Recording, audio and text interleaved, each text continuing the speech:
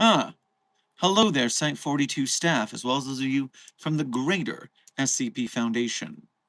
And welcome to another Dr. Sherman's Office Hours, a subsidiary of the anomalous broadcast from Site 42.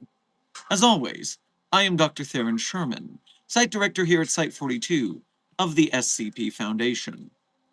And as I have done for the last year and counting, because the daily stream streak remains strong, I'm here to open my office doors to you, the SCP Foundation staff, to answer your burning questions about this dark and mysterious place of employment we call the SCP Foundation. So whether you have questions about the anomalies we contain, the staff who contain them, the groups of interest who try to stop us from containing them, or hypothetical containment procedures about anomalies that fall outside of the SCP Foundation's purview, perhaps they're from a different multiverse or pataphysical narrative level, i.e., fandom. Either way, we are here for the next 2 hours, maybe more, depending on if we are feeling zesty today. But before I begin, let me handle a little bit of housekeeping. First of all, CD23, congratulations on being the most punctual member of today's Containment Hazard Assessment team, i.e., congratulations on being first chatter. Furthermore, alongside you, Puppet Boy, 369 Destroyer, Amber, TW Gamers, Blue Phantom, Froy. Everyone who I have just named, thank you for being here punctually, and thank you for being here as members of Site 42 on YouTube. We appreciate your membership and your service. Furthermore, Minty Andrea, Ian Song, Random Guy, Daxrays, Opal, Lily Not Found, all of you who I have just named, thank you for being here punctually, and thank you for being here today, just for being you. Now, I must tell you, Site 42 staff, we seem to be having an intense technical issue on the back end right now that I'm going to try to figure out. What are you trying to tell me, YouTube? And why are you messing with me? I see, I see. So what's happened right now, Site 42 staff, is YouTube is not showing me the back channels of the stream. You know, the settings. Everything that should I be able to see as running a live stream. So, we seem to be having some technical difficulties, unfortunately. Well, while I'm distracted trying to make this work, Agent Goose, show them a delightful puppy. If we're going to wrangle animals here, at least I can use it to the cheater's opportunity to see if I can fix what's going wrong with stream. She cries when she hears you starting without her. She runs to hear the beginning of stream. That is a Pavlovian response, little one. That's science we're doing here at the Foundation, not anomalous science. Just psychological studies, it turns out. It's funny because she's a dog. It's funny because she's a dog. You're funny because you're a dog. And that is my nose. The part where the allergies go. Thank you. That's exactly where they need to be. Thank you. Puppy of Interest 42, codename Charlie. Site 42 staff, I have a bad feeling that my ability to see supers or moderate chat in any manner has been severely reduced, which is not a good thing. Normally, I can go to go live and I can, I don't know, click on it and it would show me the back end of the stream. What if I pop out the dashboard?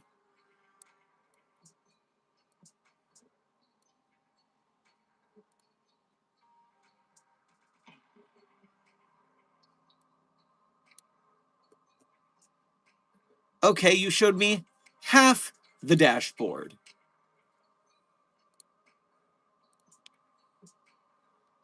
All right, it allowed me to do absolutely nothing.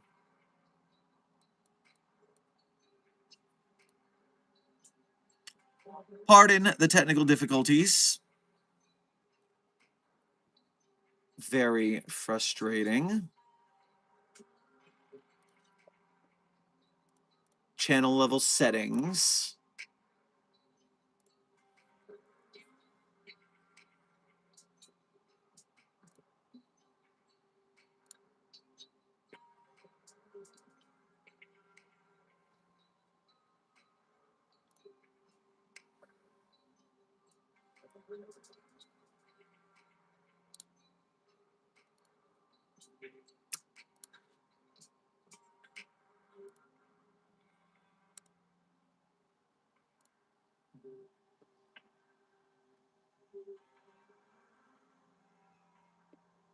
Okay.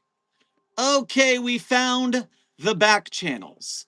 Thank you, YouTube, for making this difficult, but I have prevailed. I will not be stopped. I am mighty. I will win. So now I just need to move the tab in line with all of the other tabs. Okay. I can now see the back channels of the stream. Allow me to fix the things I have to fix, which is A, putting the Site42 support beacon into the chat so that if people would like to support the channel and follow us on other social medias, they are capable of doing so. Allow me to set the slow mode so our moderator, The Desk, does not have a heart attack trying to keep up with the chat. That's okay. We're fine muting people. I'd You can make prefer if we people could. shut up for 5 minutes. I'd prefer if we did not have to do so often. Okay. Thank you for your assistance and distraction, Puppy of Interest 42, codename Charlie. The sweetest puppy in the Foundation appreciates your patience. All right. So happy. So happy. Now let's get to actual briefing mode, everyone. I didn't even know slow mode was on, lol. Wait, slow mode was off? Yes, because I could not access the back channels. Slow mode was off this entire beginning of stream. Thank you for not making desk life a living hell. He wants to know if he can help. Agent Charlemagne, you are unable to help in this particular matter, but you are helpful at distracting the chat because you are, in fact, a good kitty. And the chat is an enjoyer of good kitties, as far as I know. You are an enjoyer of good kitties, right? I'm not lying to Agent Charlemagne here. He looks exceptionally unamused. He's mad because I will not let him eat all of the flowers in the yard because some of them are toxic to kitty cats. See, that's criminal. I understand that. Yes, you were right to be mad. That's abuse. 100%. All right. Well, that is the beginning of a stream. It looks like we've got everything set. I love it when YouTube changes the functionality of the website and doesn't tell us or anything. Furthermore, reminder before we get down to business today, today's stream is sponsored still by the Dr. Sherman Site Director 2nd Edition plushie. It is available for 1 week. Then you look at me. It'll be gone forever, don't you see?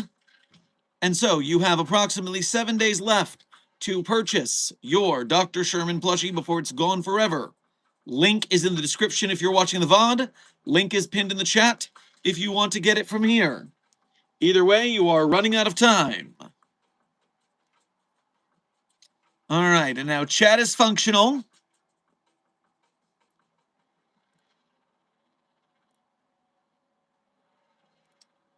And now, for today's stream subject.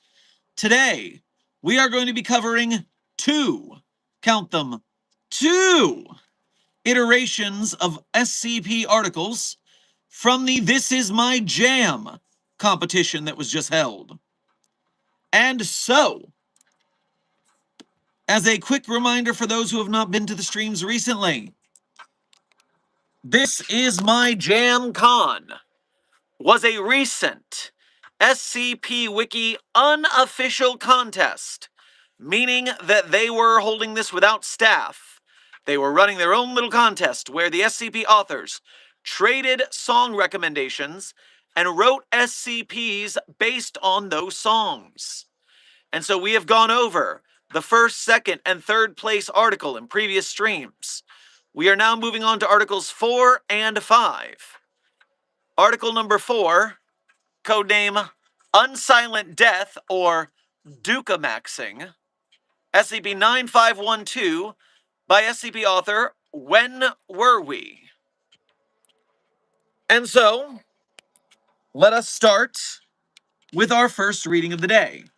Now, this reading does not have any particular images or formatting that I would show you on screen, so I can just read it. However, I do have to warn you slightly that the SCP-9512 article is currently at a positive 67 upvotes. And so I'm sorry if that upsets you in the Containment Hazard Assessment team. But we will get through our 2 SCP article readings, then we'll move on to general Q&A for the remaining whatever time is left. So, starting at the beginning, SCP-9512, codename Unsilent Death or Dukamaxing. Object Class Keter. Special Containment Procedures. Ambassadors to SCP-9512 are to be selected from the pool of unrighteous subjects. Dude, totally unrighteous. Footnote. Unselected subjects are to be crippled prior to death in order to prevent their use by SCP-9512. I'm sorry, what? Ambassadors to 9512 are to be selected from the pool of unrighteous subjects.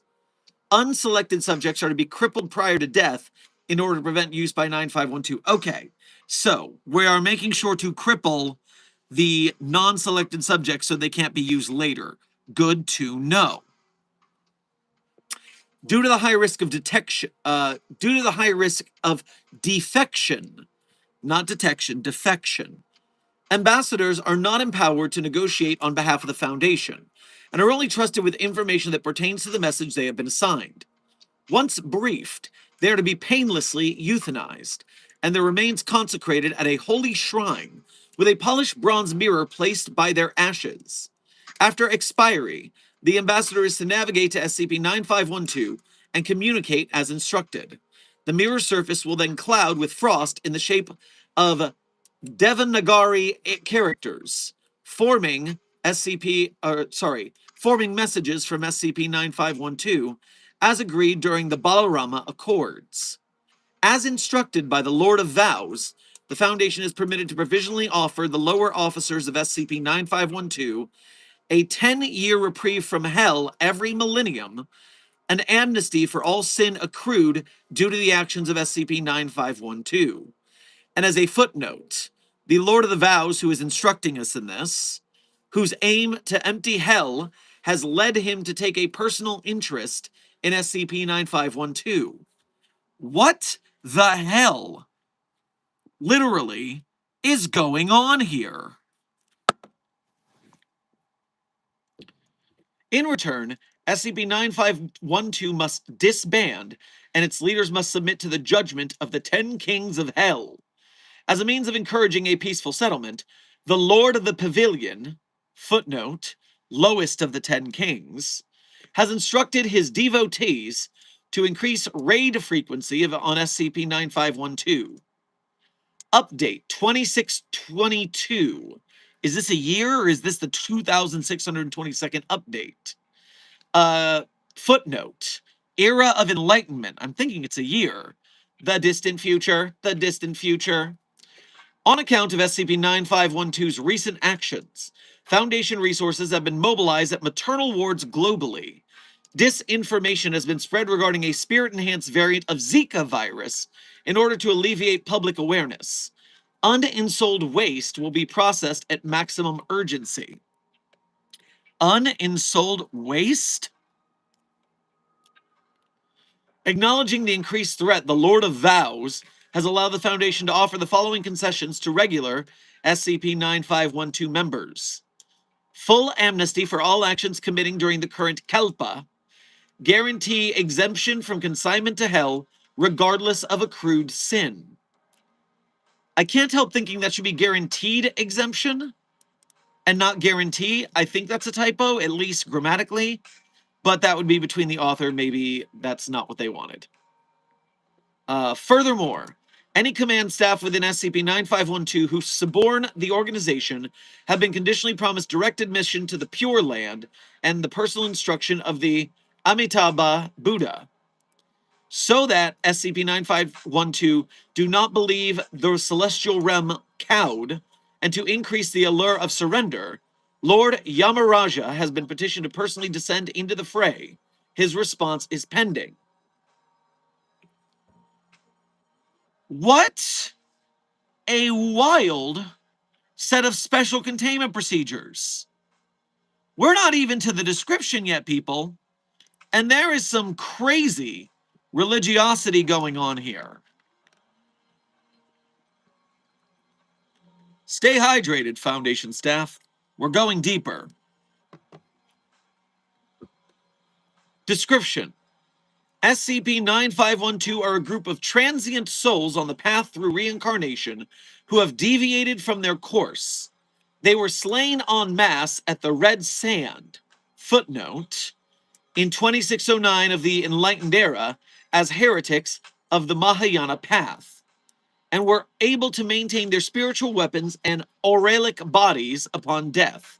Rather than surrender to celestial authority, they continued as a group and seized control of the Iron Citadel within the Hell of Resurrection.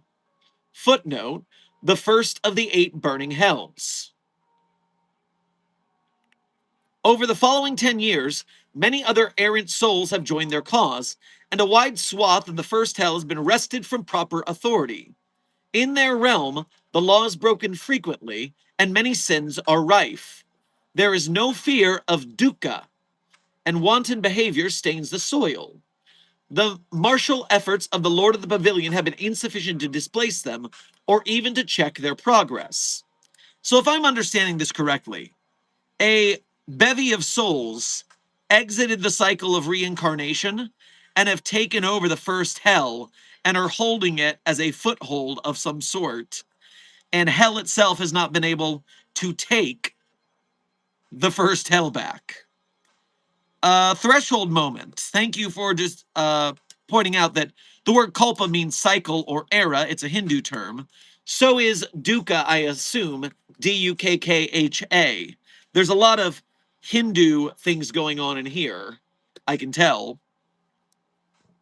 I wonder how many hells are there, especially since we have like over 100 different Jizai. Hey, don't exaggerate, intern Sprite. To my knowledge, we only have 6 Jizai alive in containment. So that's only 6 Jesuses. That's way less than 100 Jesuses. But I do know for a fact that we have records of many, many, many, many afterlives, and some telephone services you can call to reserve your place in a certain afterlife. Of course, you still have to earn your way into that afterlife, but the fact that you can make a reservation is weird. We've also found some particularly screwed up afterlives. We'll have to talk about that later. Remind me to tell you about a particularly screwed up afterlife I am familiar with that we have research on. Okay, continuing on. Hearing of these troubles, the Lord of Vows asked the Foundation to aid in negotiations and to cut off their flow of recruits at the root. The current trimming of the unrighteous has prevented the continued strengthening of SCP-9512, but the existing host remains secure. Update 2622 again. Incensed by the damage to their incoming foot soldiers, SCP-6512 have stormed the Gate of Earth and seized control of spirit flow to the material world. They claim it will allow it to continue only once the Pure Land has been open to all. 2 weeks have elapsed globally without a live birth. They stopped the babies. So they are trying to hold the first hell to make sure no one else ever goes to hell, any of the hells. And they are holding humanity hostage by stopping live births. I mean, we had the end of death canon on the SCP database, but now it's the end of birth? And that's the end of the article. I'm not even talking for no reason now. That's the wham line. 2 weeks have elapsed globally without a live birth. Damn. All right, well, first of all, I'm giving that an upvote. I enjoyed that pretty good. I was going to do something rather more ambitious for JAMCON, but I totally lost all energy, so here's something else I thought of. It could really go under, I have no idea, but I'm not getting anything bigger than this out at this time. The other thing remains in progress and will be up eventually. That is how it goes. When were we? When making art. Sometimes you get tired. This has to be some kind of XK class end of the world scenario.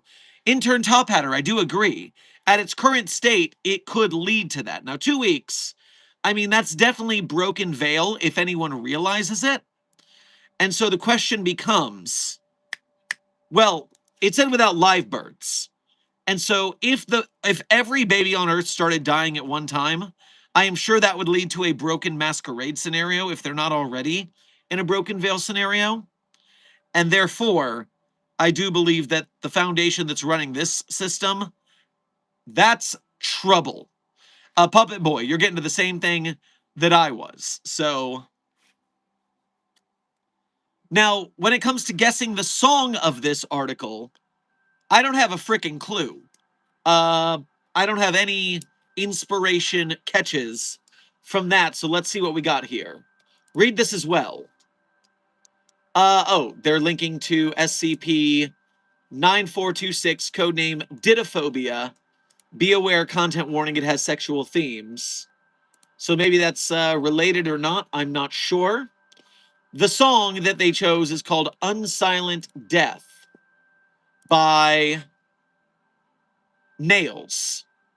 I am not familiar with Unsilent Death by Nails, so again, another song I was never going to get. 4 for 4, picking songs that I did not know. So although I have not successfully missed a song yet, I also have had no chance to succeed. One of these I'm going to get. I just want one. One song that I know and that I guess. That's all I want from JAMCON. And JAMCON has 27 articles. One of them's got to be the one. Okay. But overall, I enjoyed that. A trope you got to watch out for. Now, this is whether it's what we were talking about at the end of yesterday's stream with Dr. Sumerian's joke article about the Sir Mix-a-Lot anaconda, or whether it's about this article. You want to pay attention to the trope known as the wham line. It's your ending line being something short, simple, and deeply affecting and cliffhangery and woof. The key to them is that you can't go on and on and on and on forever and then try to end on a wham line. A wham line needs a little bit of buildup and a hit, similar to a 2-sentence horror story. A good 2-sentence horror story is just a single line setup and then a wham line. It is giving you an expectation and then hitting you with something. Can a wham line be a twist? Of course. But it's just in fact, to be very clear, since we are writing community adjacent, wham line TV tropes. If you do not spend enough time on TV tropes, I highly recommend the site. You will learn to break down media in such granular fashions, it will ruin how you enjoy art, but you will feel super smart about it all. So, whereas a wham episode is an episode that radically alters a story arc, a wham line is a line of dialogue that radically alters a scene. So, yes, I was right about there being a twist involved. A scene is headed in one direction, then the line is uttered. Afterward, the scene is going somewhere very, very different. For it to be effective, the audience must not see it coming. Not just not knowing the exact information, but not expecting any kind of surprising or even significant line there at all. And so, a surprise pun about the anaconda, that was a low stakes surprise pun in a joke article. The wham of there have been no live birds in 2 weeks comes from just the level of escalation. The stakes there are huge. And therefore, you've got this talking about the religious cycle, and they say, oh, they've stopped the cycle of spirituality from coming to earth. And maybe you're like me, you didn't immediately grasp what that meant.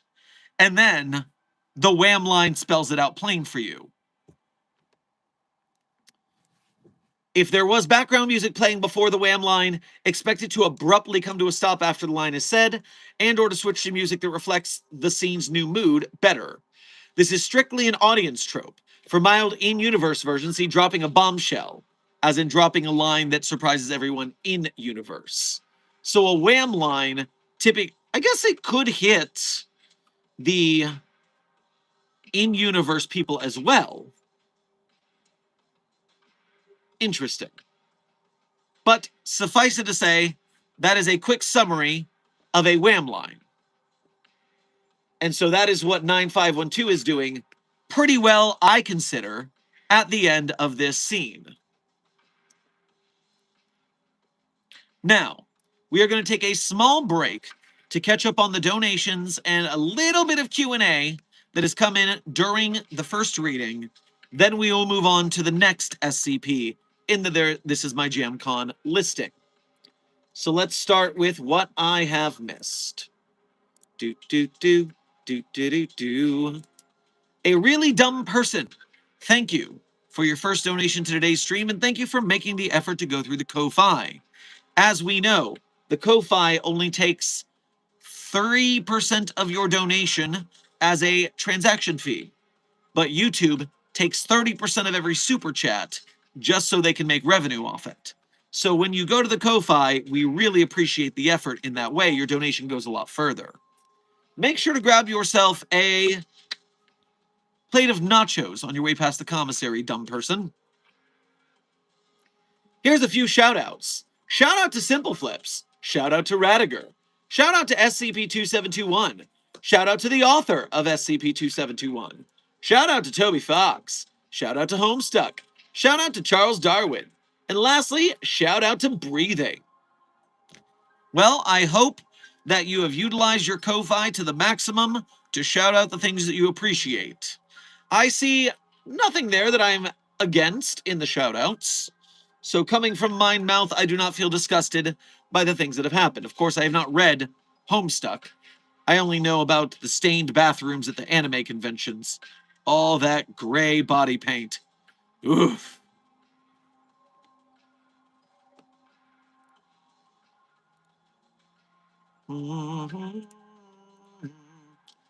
Blue Phantom, thank you for your first donation to today's stream as well as being a member. Get yourself some rock candy on your way past the commissary. Your power is in desk, writable, now desk. Desk, or, wait. You said ribbable. Ribbable, is desk ribbed for your or anyone else's pleasure? What do you mean, Blue Phantom? I don't understand. And I'm horrified and scared.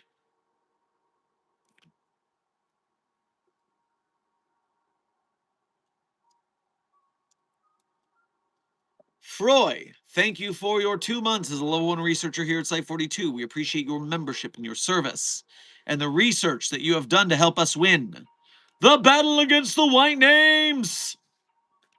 We thank you for your service.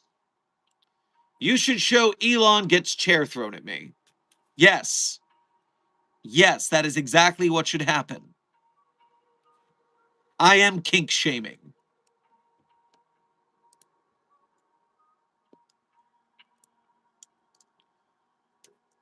SCP-72. 9-day.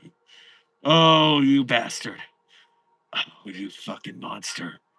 What the hell are you doing in my containment hazard assessment team?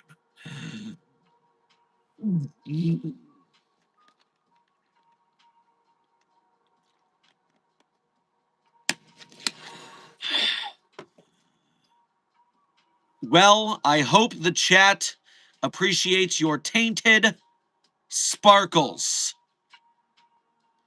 May they sparkle nearly as nicely as the containment hazard assessment team would like.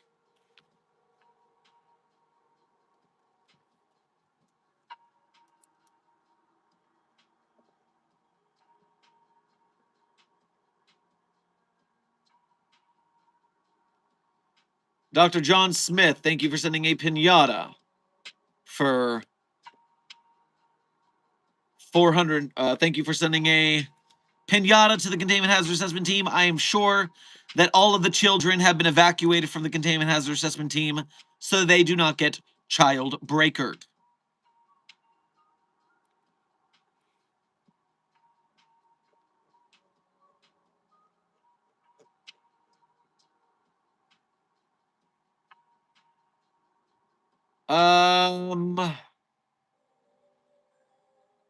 And just to address it, Froy, you are not of the age of 18. I did not mean kink shaming in a manner that some might take that to be.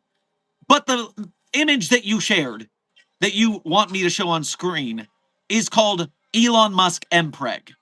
That is the kink I am shaming. Thank you. Clarification.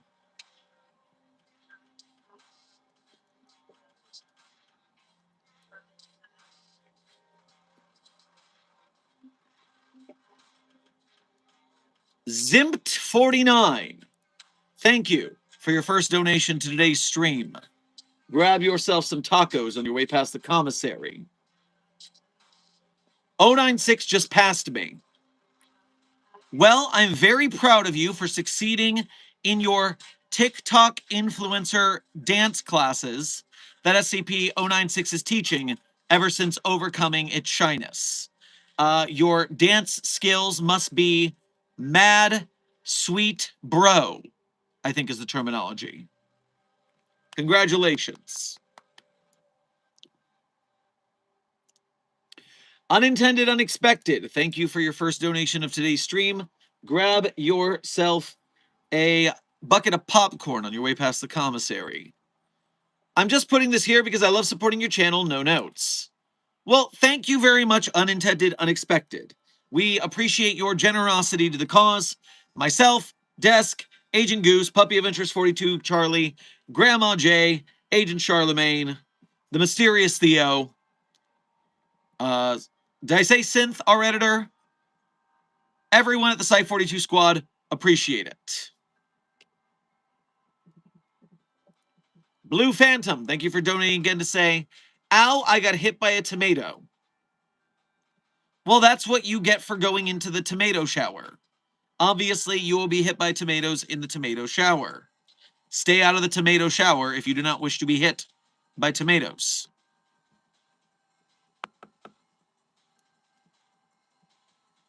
Intern Top Hatter, welcome to Site 42 staff. Thank you for subscribing.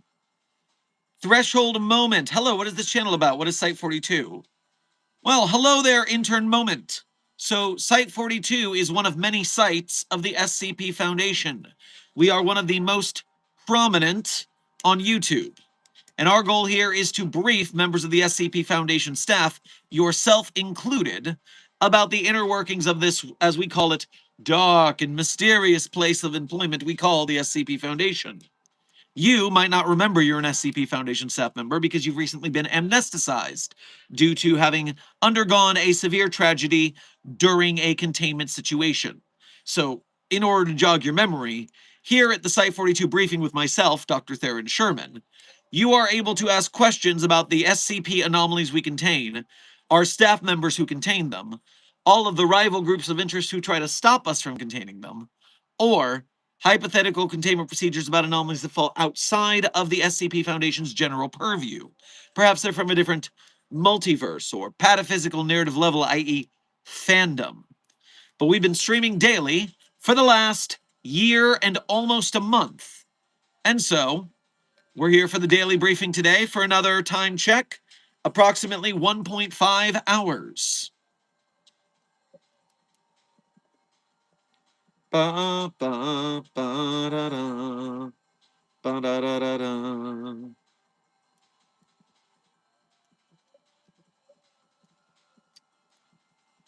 Zimped49, thank you for donating again to say, hey, Dr. Sherman, I'm in Site 19, and I think 096 again just passed me, and then killed the guard in front of me. Oh, well, congratulations on passing your second dance exam. And very sad for the guard that just didn't have the sweet, sweet moves. That's very unfortunate, but fair for a failure of a dancer. You know, as a dance instructor myself in my cover job, I respect those with the mad sweet moves. And those who don't, well, there's no blood on the dance floor allowed. Because we remove you from the dance floor before we.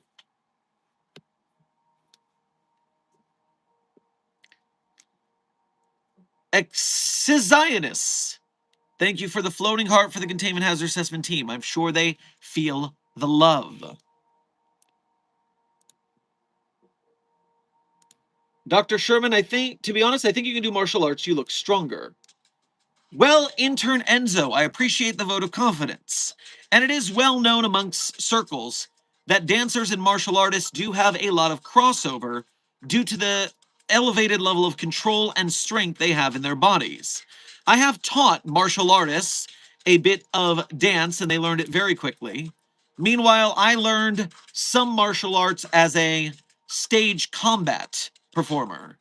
And so at that point, there's a bit of a crossover in the arts. It's all about moving your body. It's just, what is your objective? Looking super fly or kicking really high? ¿Por qué no los dos?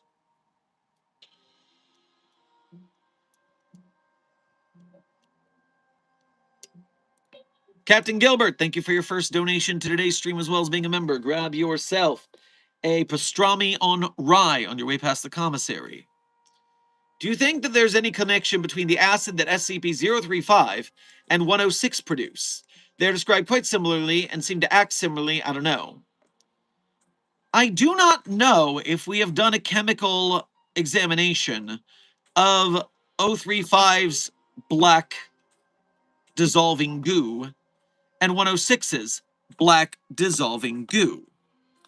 What I can tell you is that 035 is linked to a lot of deep lore with somewhat religious tendencies, while 106, depending on the backstory you headcanon, either is just born of pure malice in the young man, seemingly, or is born of the detriment of the space between universes rotting and affecting what became 106. If you're a fan of the SCP-3001 plus the tale Until Death origin story for 106.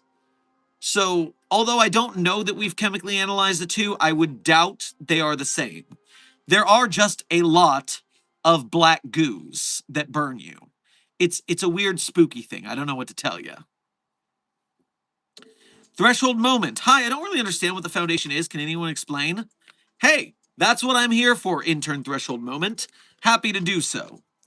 The SCP Foundation is on our pataphysical narrative level, meaning where you and I are talking right now, the SCP Foundation is a secret, non-governmental organization. Worldwide reach, sites all over the world. Hundreds of thousands of agents.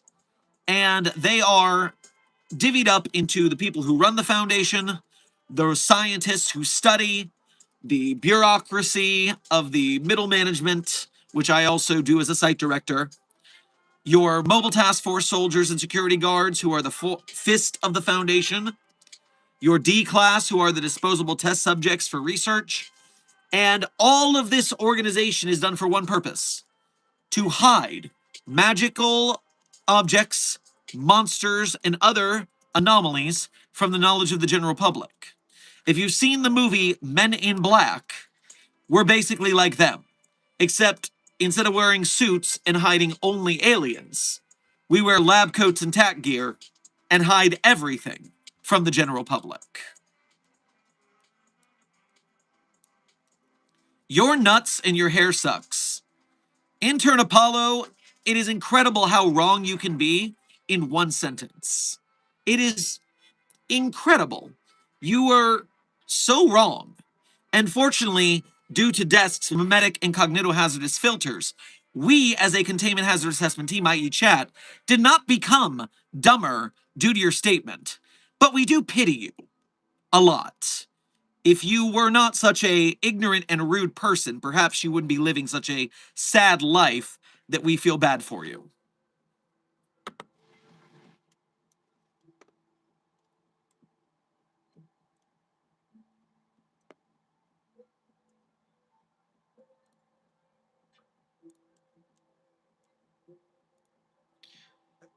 Threshold, you just shared a question mark, but I explained what the foundation is. So do you have more questions about what the foundation is?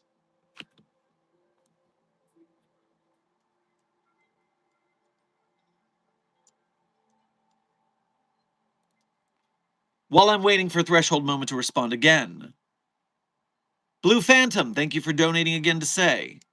Wrong tomato SCP. I meant the self-throwing ones because I made a bad joke / pun about Des having indescribable power since you couldn't monitor chat. Oh, I see. I see your previous message. Yeah, I'm not saying that was your fault because YouTube Super Chat keyboard is notoriously crappy. It is so hard to type and it gives you so many typos. So, now that I see what you actually said in your first Super Chat, indescribable. Okay, that is actually, it wasn't even typos. I just didn't get it. So yeah, my bad. That was actually quite funny. And I'm sorry that you got hit by a tomato for the pun.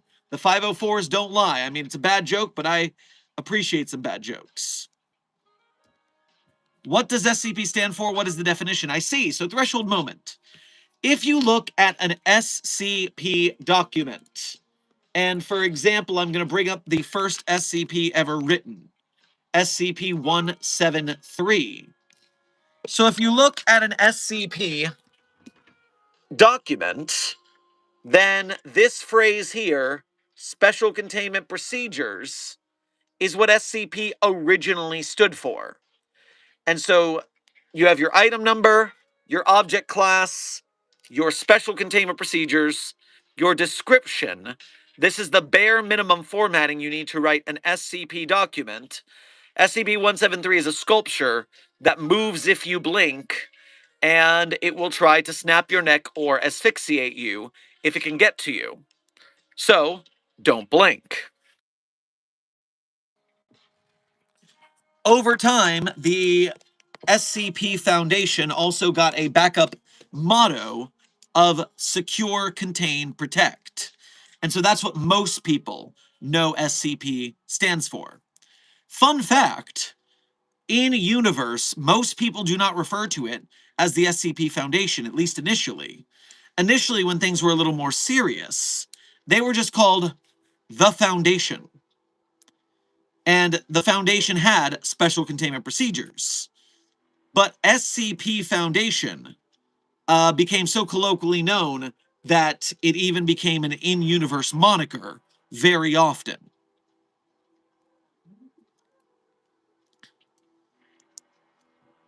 Do you think longer articles means it's a better SCP? Generally wondering. Alien Mint. I am more of a short article enjoyer, just because I don't have a lot of time these days.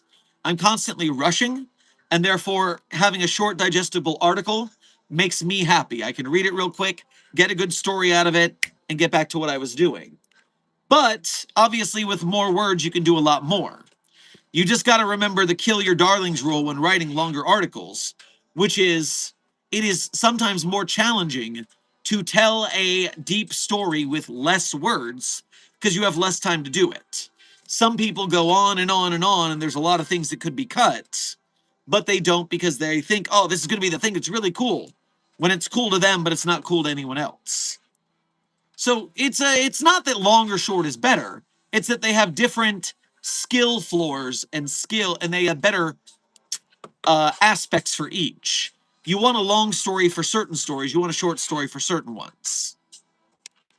It's the audio sync for at least a little bit, thanks to YouTube.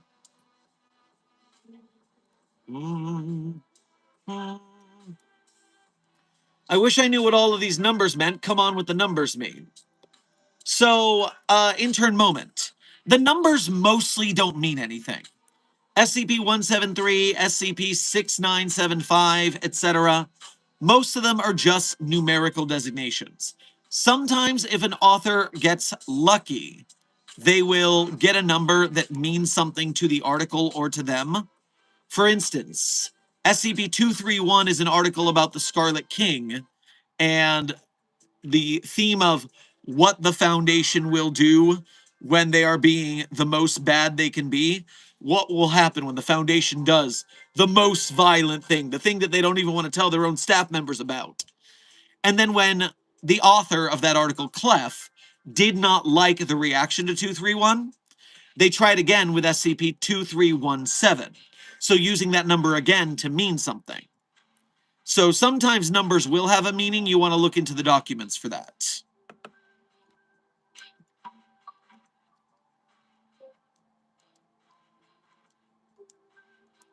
And then, yes, here in this chat,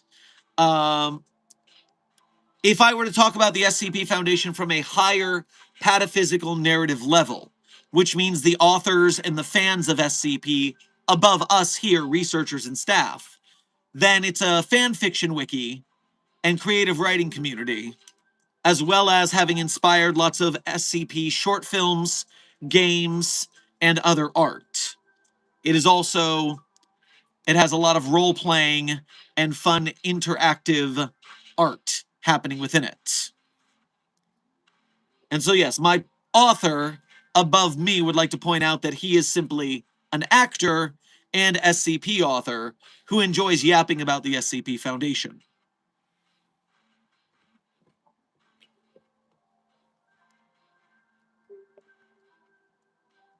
Savvy Rat King, thank you for sending a flower to the Containment Hazard Assessment team. I'm sure it smells quite pretty. Amber, thank you for sending a floating heart to the Containment Hazard Assessment team. I am sure they feel the love.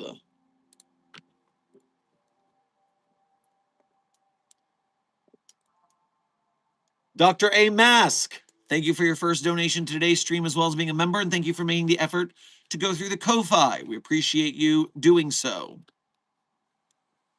Good evening / morning.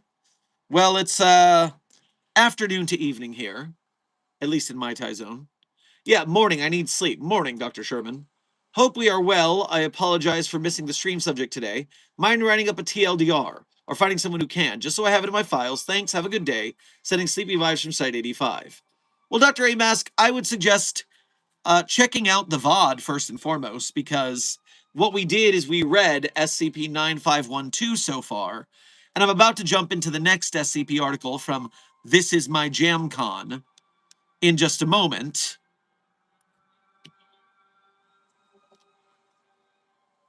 And so that would be the best way to catch up what you have missed so far. Where can I find these documents? Threshold moment. You want to go to a website by the name of scpwiki.wikidot.com.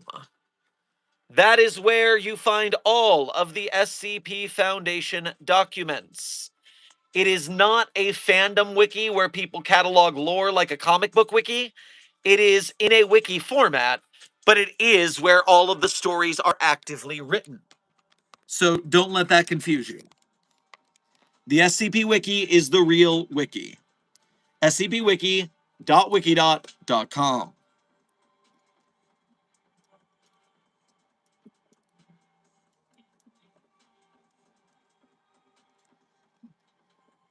Dr.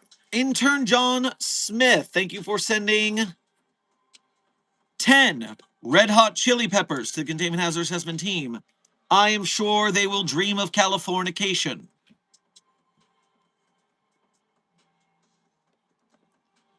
Captain Gilbert, thank you for donating again to say, are you planning on redoing some of your old X is not an SCP? I know you're speaking about doing more, and some of them have aged poorly considering recent controversy, especially the Bill Cipher video. Is there recent controversy regarding that? I didn't know of any controversy regarding that. I haven't heard anything. Tell me more, tell me more. There's definitely some that I want to look at more in the past, maybe LinkedIn, because as I get into the future format of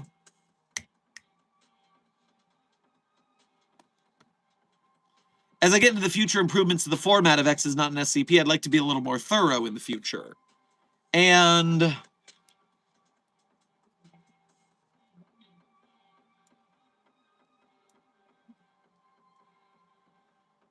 Bruno was mentioned. Did I mention Bruno in the Bill Cipher video? That's a shame. Shit.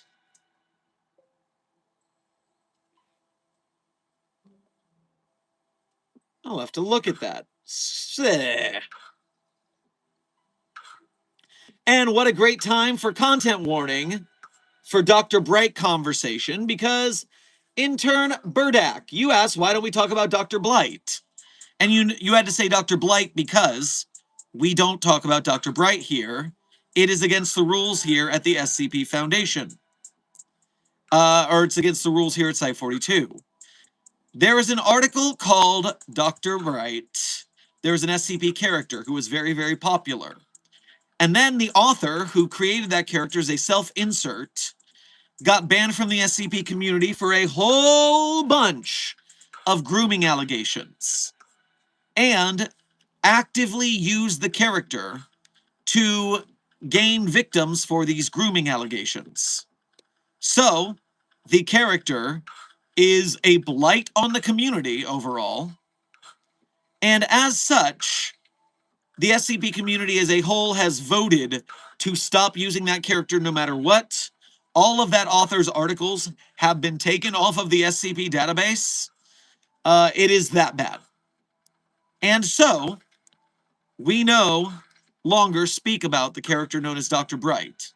If you want more information, you can go to the video on this channel, The Last Death of Dr. Jack Bright, which gives a short summary of the allegations, and also has links to deeper evidence made by videos of a friend of the channel, Dr. Sumerian. And for Creepypasta George Harrison, we say Bruno so we don't have to say Bright. Because the joke is, we don't talk about Bruno, no. So we don't talk about Bruno here. That's the idea.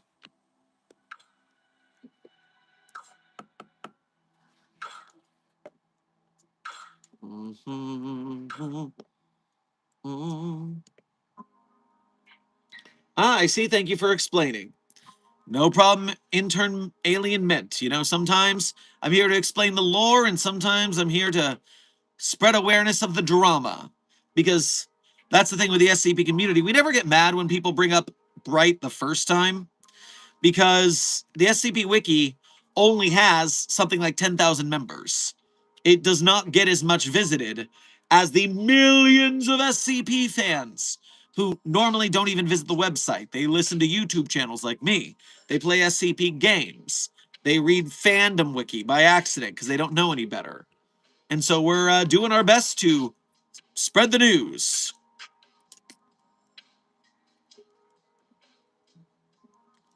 And so now, from this point on, off subject. Bruno conversation complete. We're moving on. Da-da-da-da. And as good a way to subject change as any, why don't we take it over to the next This Is My JAMCON article. So, the next This Is My JAMCON article is SCP-9972, codename Await by SCP author Uncanny Clown. And so Uncanny Clown has brought us SCP-9972, codename Await. This one does have a photo.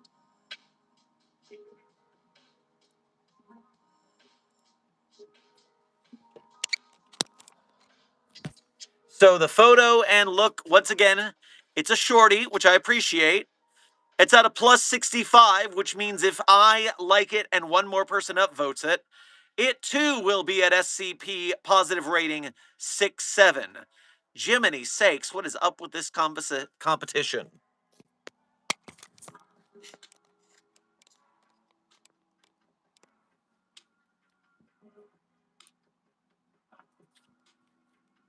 And so I'm just sending one message to the back channels,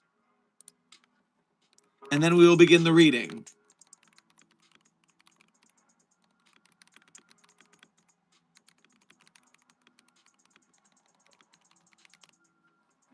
All right. So, SCP-9972. Codename, Await. Object class, hypothesized. So it's not in containment. We are hypothesizing it exists. Interesting. Special containment procedures. SCP-9972 is kept in a standard anomalous item locker in Site-25. Investigation into the disappearance of researcher Jones is ongoing. Okay, so it's hypothesized, but also we have the object in a containment locker? I'm confused, but let's keep going. Description.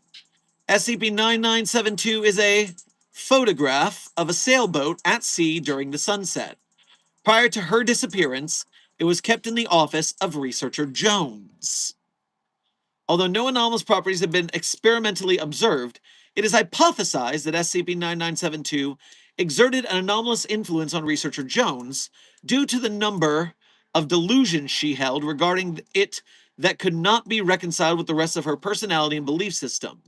These delusions included that she had been to the location depicted in SCP-9972 as a child. Foundation records indicate that she was born in Nebraska and never left the state prior to her recruitment. So, as the location, the photograph seems to be a boat on a body of water, that seems unlikely. That SCP-9972 depicts heaven or a heaven-like location beyond the material world. Researcher Jones was otherwise an atheist.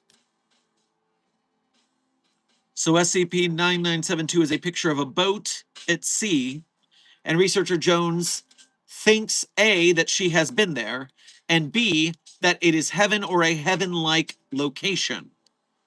Interesting, interesting. That SCP-9972 was given to her by an older brother named Michael as a keepsake when he left their childhood home to attend university. No such person exists. Then where did you get the photo? Maybe is it anti-memetic in some way?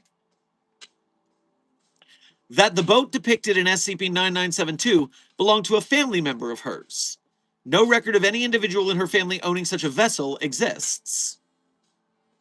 So, no family member owns a boat. The brother who gave her the photo of the boat doesn't exist. It's heaven, and she's been there. How would she be at heaven in the first place? Normally you go there later, unless we're doing another reincarnation bit like the previous article. Curiouser and curiouser. That although she believed that it was sold when she was young, she retained a powerful spiritual connection to both the boat and the body of water it is photographed on. Researcher Jones otherwise regarded all claims that humans possess a soul or spirit with skepticism. Well, I tend to be agnostic to the outer workings of the universe because when it comes to gods or deities, we contain so many of them. So we know they're real. It's just I don't know that they have any effect on me other than anything else. I mean, some of them, belief in them can get you into certain afterlives, but there are plenty of afterlives where you don't need to believe in a certain deity to get in. It's just more like a fan club in that sense. How narcissistic. That Michael is on the boat. No such person exists.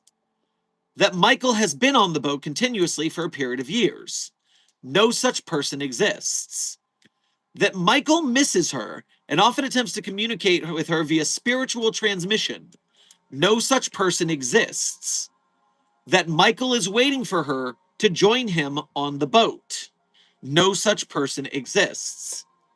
These delusions were known for years prior to researcher Jones's disappearance, but were considered harmless. Well, the repetition of no such person exists got very fun for me as a vibe there. And so once again, I like the mystery that this is pulled in here. It doesn't give you enough information out the gate, at least for me off my first reading here. I haven't pondered it very much, obviously. I'm reading it fresh in front of you guys. But researcher Jones has disappeared. She thought that she had been on this heaven boat with her brother Michael. I mean, there are a lot of songs about boats. Come Sail Away is one of them, obviously. I'm sailing away, planting open curse to the Virgin Sea. And then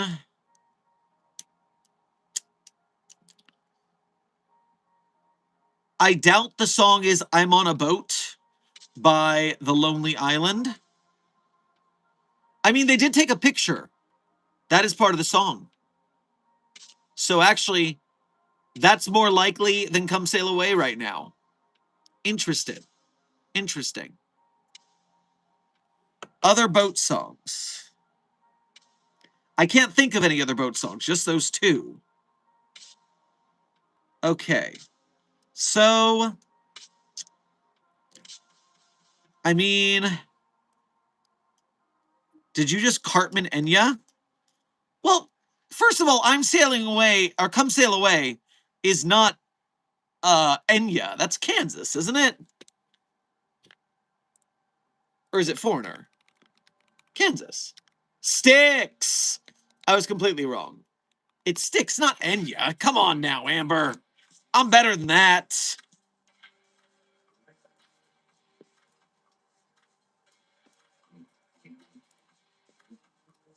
Okay. So, I guess I'm going to lock on Come Sail Away because I can't think of any other boat song right now. I mean, the song Boat Drinks by Jimmy Buffett is just about the drinks you have in a boat. I can has guess. Desk, you can guess. Of course you can guess. But you don't want to spoil it for me because the challenge is, I mean, you can all guess at home too. I'm just naming songs, but we're about to have the reveal, I'm sure. Okay. I'm locking in Come Sail Away because I don't know any other boat songs that would be appropriate. And let's see what it is. This was originally going to be longer, but I looked at this and decided it was done. Uncanny Clown, I upvoted because I agree it's at the right length. Very good. This is for JAMCON, and the song was Simulation Swarm by Big Thief. Okay, once again, I got nothing. I had no chance. Damn it.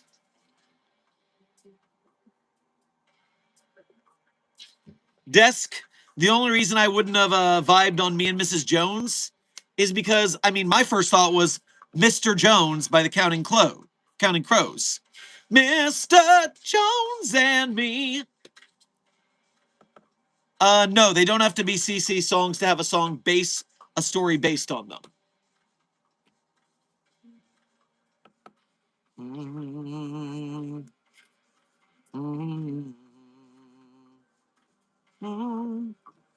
Okay.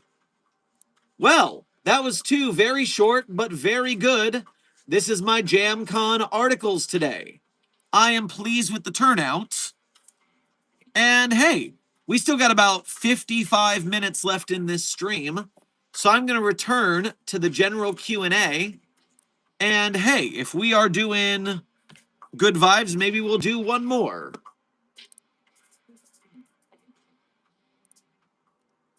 I have it pulled up. Oh, it's a little long, but not that bad. But wow, that adult splash page. That's going to be some serious business if we get to it. Yeesh. I'll consider it. But for now, let me return to the chat.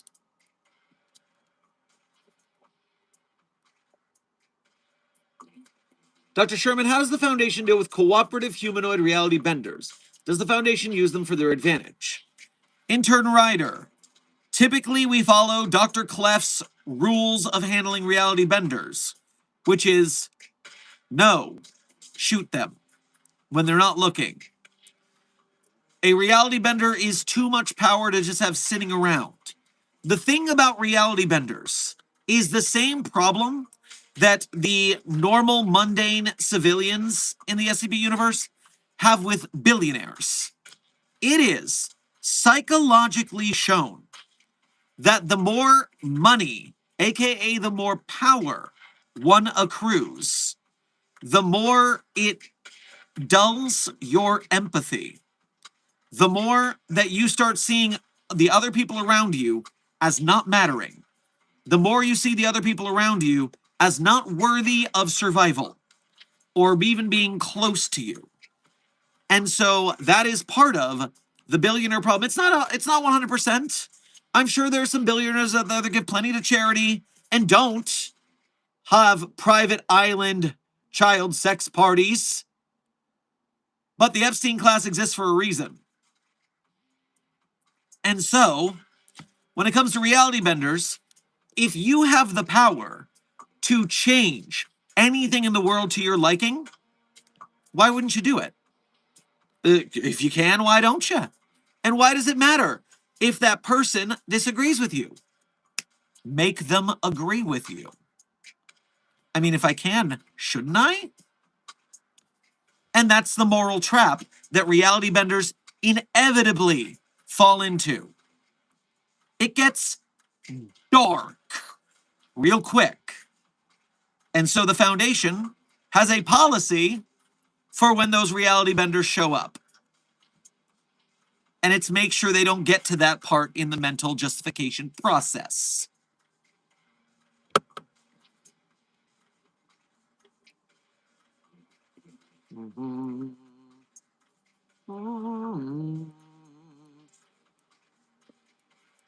Interns Gomez and Bunny, welcome to Site 42 staff. Thank you for subscribing.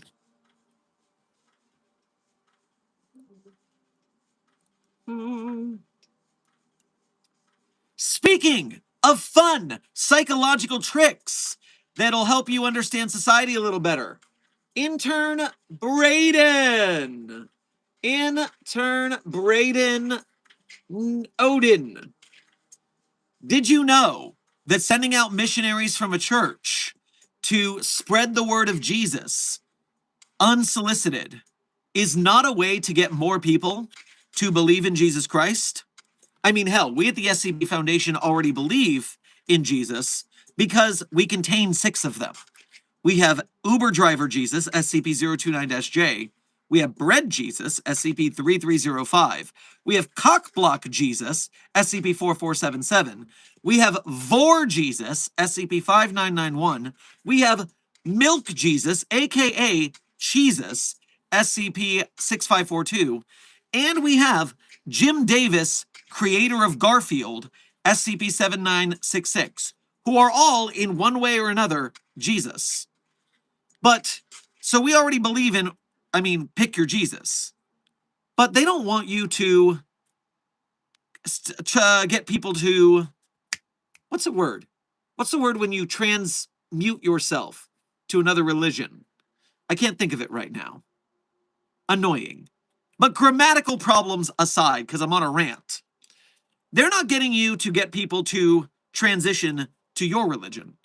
They're sending you out to be insulted by us so that you feel bad and that everybody who doesn't believe in your religion is negative. That way you return to the religious hug box and you'll put up with anything they do to you because the outside world is scary. And so I'm not yelling at you. I'm not mad at you. I'm just informing you that randomly walking into a chat of people and saying Jesus is the way is not going to get people to, as the chat is finally saying thank you so much, convert to Christianity. It's going to make everyone think you're really annoying, and that's what your church elders want. They don't want converts. They want you deeper in the cult. Be careful out there, man. It happens all the time.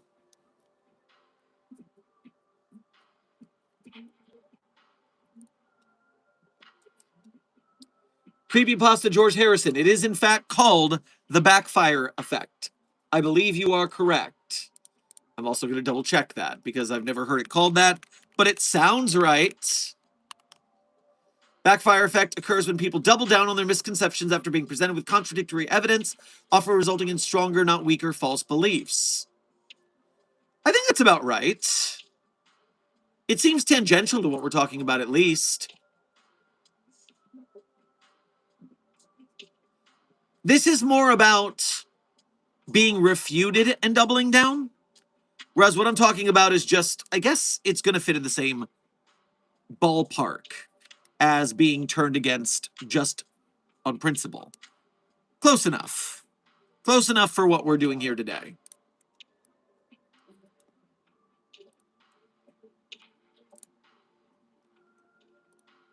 I saw a Ko-Fi notification. Let me get to that before I forget it. Dr. A. Mask, thank you for donating again to say. Intense reality bender sweating. Hear me out before you shoot me. I can only bend reality to an extent. I can't make people take my side, nothing like that. I just mostly use it to make food. Well, remember that just being anomalous is not reality bending in and of itself. I mean, an anomaly that makes food, SCP-3307, codename Cornucopias, the SCP agent who was abducted by aliens and now can spew the favorite food of anybody who goes near him with from any bodily orifice. Meaning, if you think about your favorite soda, he's going to piss it out. Or maybe a Snickers bar is going to come out of his nose. It's pretty gross, is what I'm saying about it. But that's not reality bending. That's just making food. It's anomalous, but it's not reality bending anomalousness. Dr. Sherman, following my reality bender question, what if the reality bender was truly 100% safe and friendly and also immortal? Intern Ryder, first and foremost. Nothing's immortal if you do enough research. There's always a way. Secondly, just because it's 100% safe and friendly now, doesn't mean it will be 100% safe and friendly always. Don't forget, Dr. Vera Lovelace has ended the universe umpteen times and rebooted it. Dr. Vera Lovelace is a genocidal maniac who just happens to work for the Foundation and is continually rebooting us. It's a bit mad. It's a bit crazy.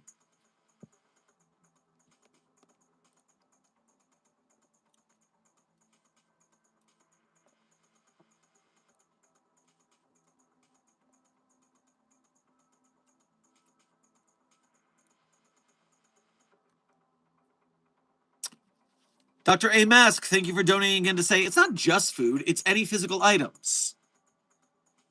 Okay, so you can spawn physical items. Similar to the vending machine, similar to all sorts of anomalies. Can you change objects? That's where it starts to become reality bending and not just spawning items. Because SCP-4051 can open a portal to a universe with any item Agent Raynor Miller can comprehend. So essentially, you've got the same power as SCP-4051, just with less steps. And so the question is, how powerful is it in comparison to SCP-4051?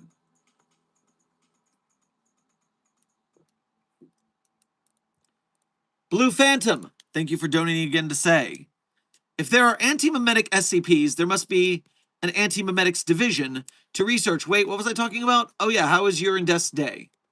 Oh, well, I'm doing quite well. I can see your point about anti-memetic anomalies needing a division to research them, but I certainly can't recall any anti-memetics division.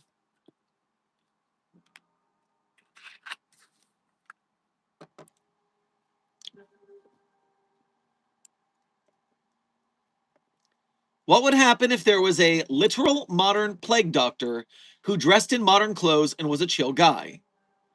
Intern Udalira? That's just a doctor at the doctor's office or the hospital. That's what that is.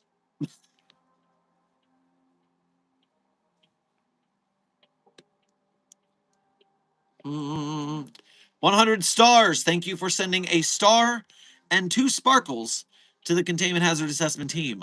I am sure they enjoy the Sparkle Sparkle and the Twinkle Twinkle.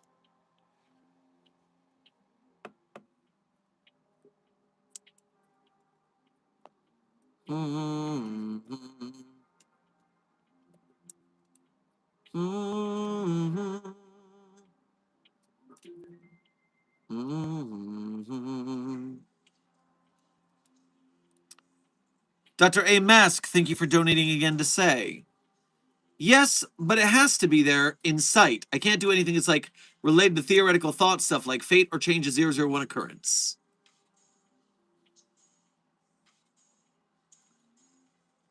If you can change things you can see, then that means you are a low level with a low area of effect reality bender. And so that would be a problem that Clef would be keeping an eye on.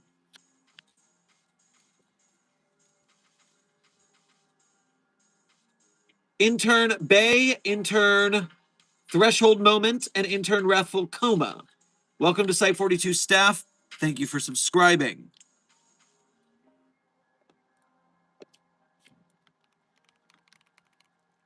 Reality Bender classes.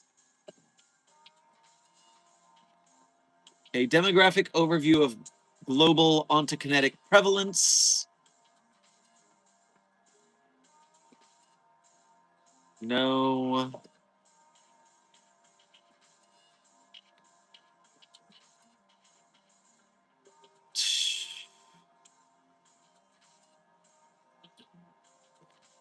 I'm trying to find our... Okay, so yes. No. Excerpts from Physics Division Field Manual 13, Special Circumstances, Humanoid Threat Entities. This is the Global Occult Coalition's case files on reality benders. Let's have a look. Good thing we can seal their documents. They are terrible at InfoSec. Reality benders type greens have a certain mystique among global occult coalition operatives. Some operatives even argue that it is impossible to terminate a type green, and suicide to even try. The kill record of our organization says otherwise. The key to terminating type green entities lies in finding and taking advantage of their few weaknesses. In 95% of cases, greens cannot predict the future and have been taken by surprise. Greens have limited range and cannot affect what they cannot perceive, which is why Clef's advice is a sniper rifle when they don't know you're coming. Greens cannot impose their will on anything if they have no will to impose. Greens have human foibles and can be manipulated emotionally and or rationally. Sequence. 99% of type green reality benders undergo the following sequence of psychological changes as their powers progress. Let's continue. This is a great log. Phase 1, denial. The subject refuses to acknowledge their ability to warp reality. The type green will attempt to rationalize away their abilities by various means. In some cases, the type green will end here. Their ability will be self-suppressed and they will not proceed. However, most will then proceed to phase 2. Now, Dr. A. Mask, I highly recommend that you take a visit to a certain river in Egypt and you stay in denial if you want to live. Because if you progress and your powers are not personally inhibited by psychological trauma that keeps you from inheriting your full powers to their full capacity, you might just be walking down a thin line. Phase 2, experimentation. The subject acknowledges their abilities and begins to test the limits of their powers. In general, type greens tend to experiment in one or two patterns, slowly, methodically, and carefully advancing a small amount at a time, or in a small number of sudden jumps. In any case, the subject will generally maintain this mode for some time before proceeding to phase 3, stability. The subject reaches the limit of their powers and determines the boundaries of their abilities. The type green achieves control over their reality shifts and can manipulate them as necessary. More importantly, they can choose not to utilize their abilities if needed. Phase 3 is usually characterized by attempts to live a normal life. The subject will continue in normal routines and, aside from necessary precautions to prevent losing control, will utilize their abilities only in private and only in a manner that will not harm others. These type greens may be classified as threat level 1, monitor, do not engage, but should be monitored closely due to the risk of proceeding to phase 4. At phase 4, it is titled The Child God. Sadly, the majority of type greens will eventually progress to phase 4. During this phase, the reality bender becomes obsessed with the power it possesses and will attempt to utilize it for personal gain at the cost of others. This phase is marked by reduced empathy for other humans, inability to accept personal faults, and increased megalomania. AKA, what did I tell y'all? Eat the rich. Although warning signs are numerous, the key aspect of a phase 4 is the use of their abilities to manipulate other humans. Teenage and young adult type greens will typically use their abilities for sexual purposes, while children will attempt to make strangers their, quote, friends. Older adults may attempt to manipulate others for love or financial gain. Although a few cases result where the type green then reverts to phase 3,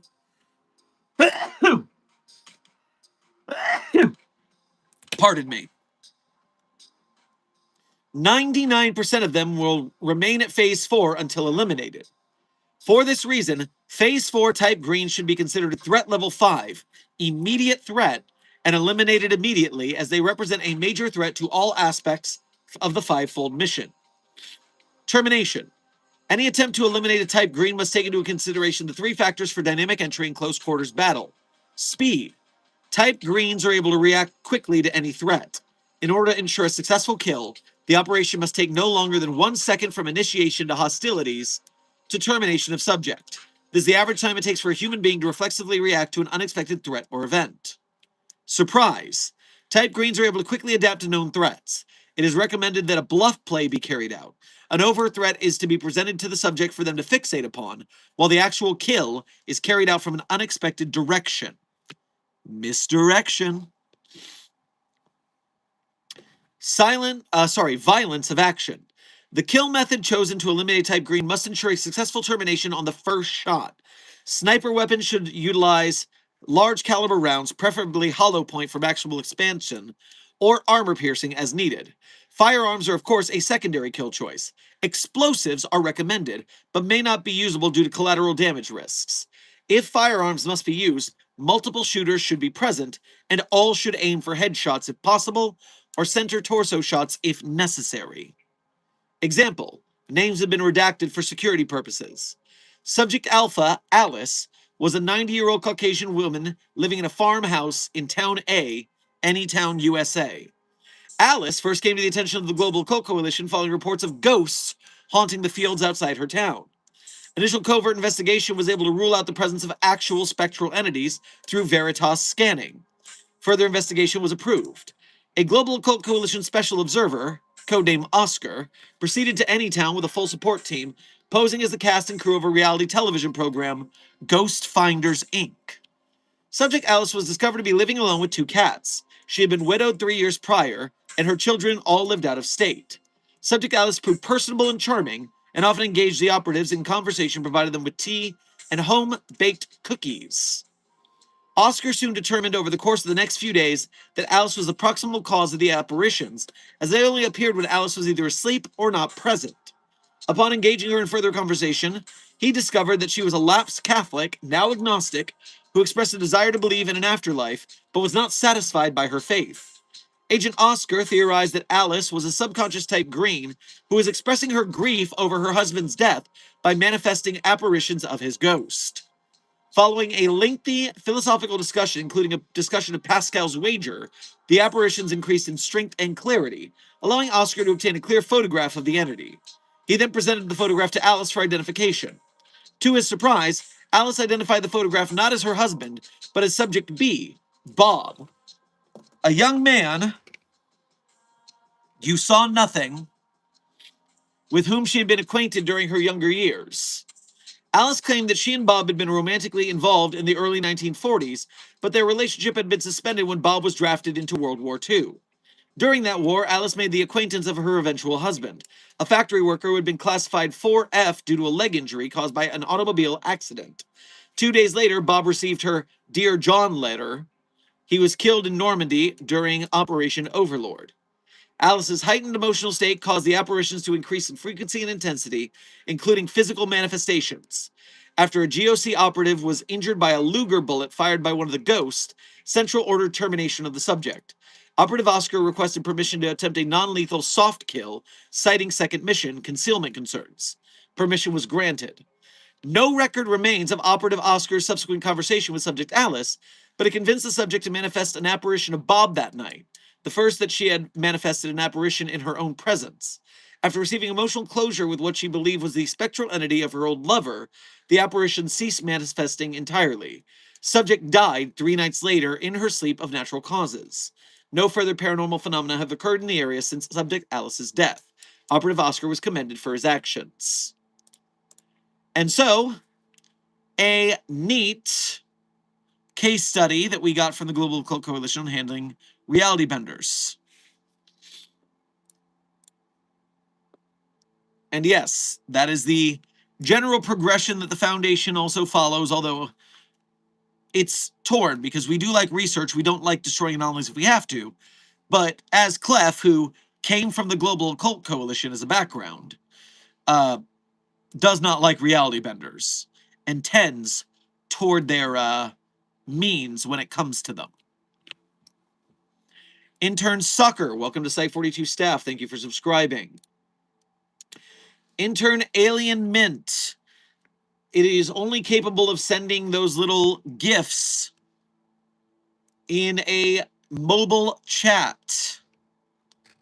And that is only available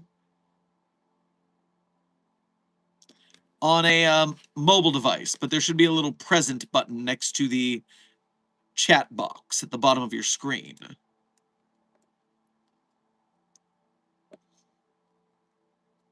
Matthew Burr, thank you for sending a thumbs up to the Containment Hazard Assessment team. I'm sure they feel the positivity, dude.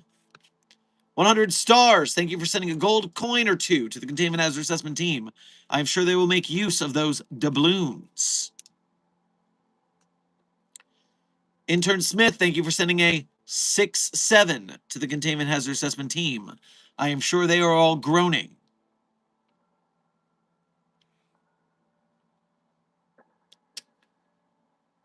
Richard Zelmer, thank you also for sending a 6-7 to the Containment Hazard Assessment team. I am sure the groaning has doubled. Alki, thank you for sending another doubloon to the Containment Hazard Assessment team. I'm sure they enjoyed it. And Dr. A. Mask, thank you for donating again to say, please don't shoot me. As I said, repression is your key to salvation. Denial. Oh no, I can just spawn some subjects, that's all. And I'm not going to test any boundaries otherwise. Right?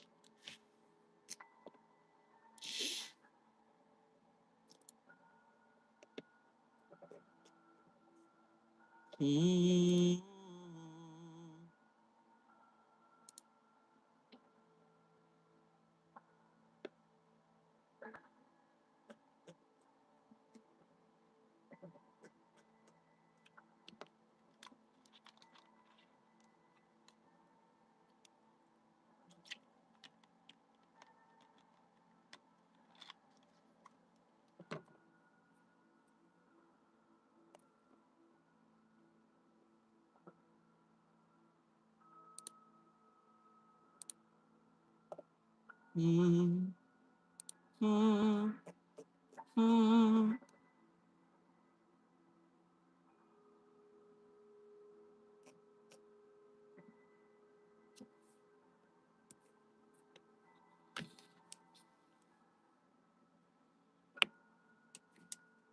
Mm.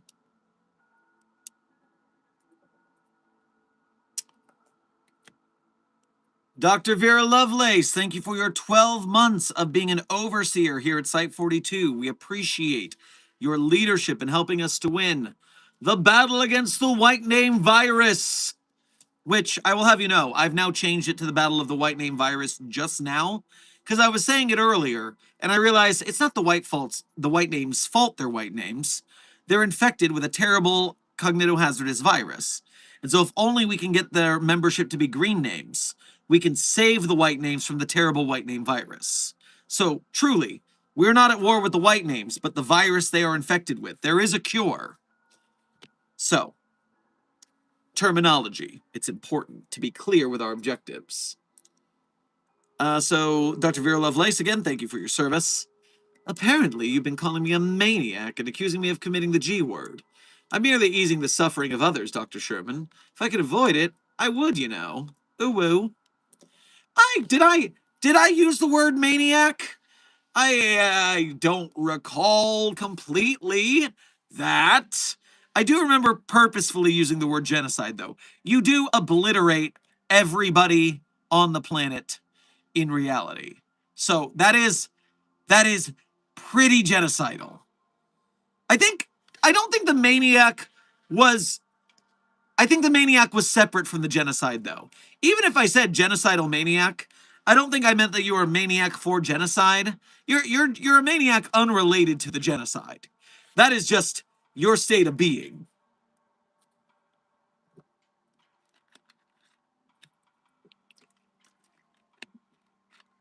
Freaking desk tattling on me to the overseer.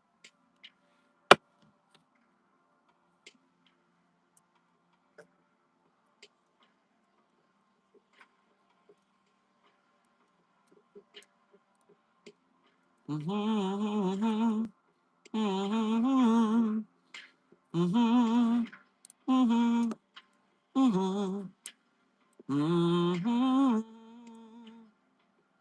mm-hmm. So hypothetically, if I were to have a escape containment and acquired a cellular device from a human, would the facility find me? Yes, intern Kiwi, because you're holding a cellular device. Those are very easy to track. It is comical you would make a blunder this thorough. Have a nice time back in your cell.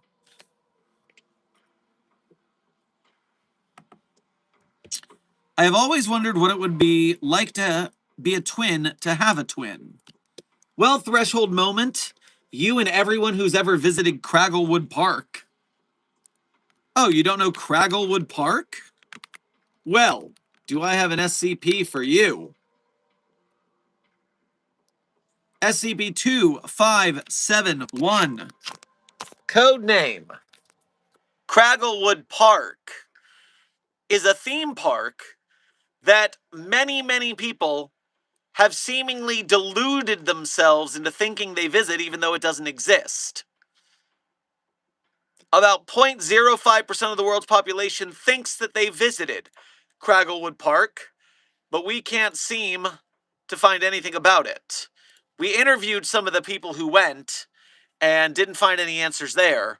We also have a video recording of people visiting the Cragglewood Park.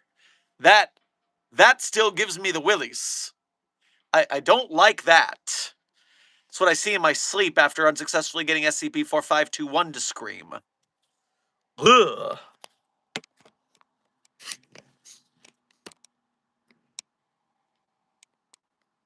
Oh, me oh my. I just remembered I meant to tell you guys about an afterworld that's particularly terrible. Uh, Based on some of the other SCPs we read earlier. SCP Afterlife. No. SCP-7179 is an afterlife, but it's not the one I'm talking about. There we go. This one sucks. SCP-6435. Codename Ro. Spelled R-O. This is the document.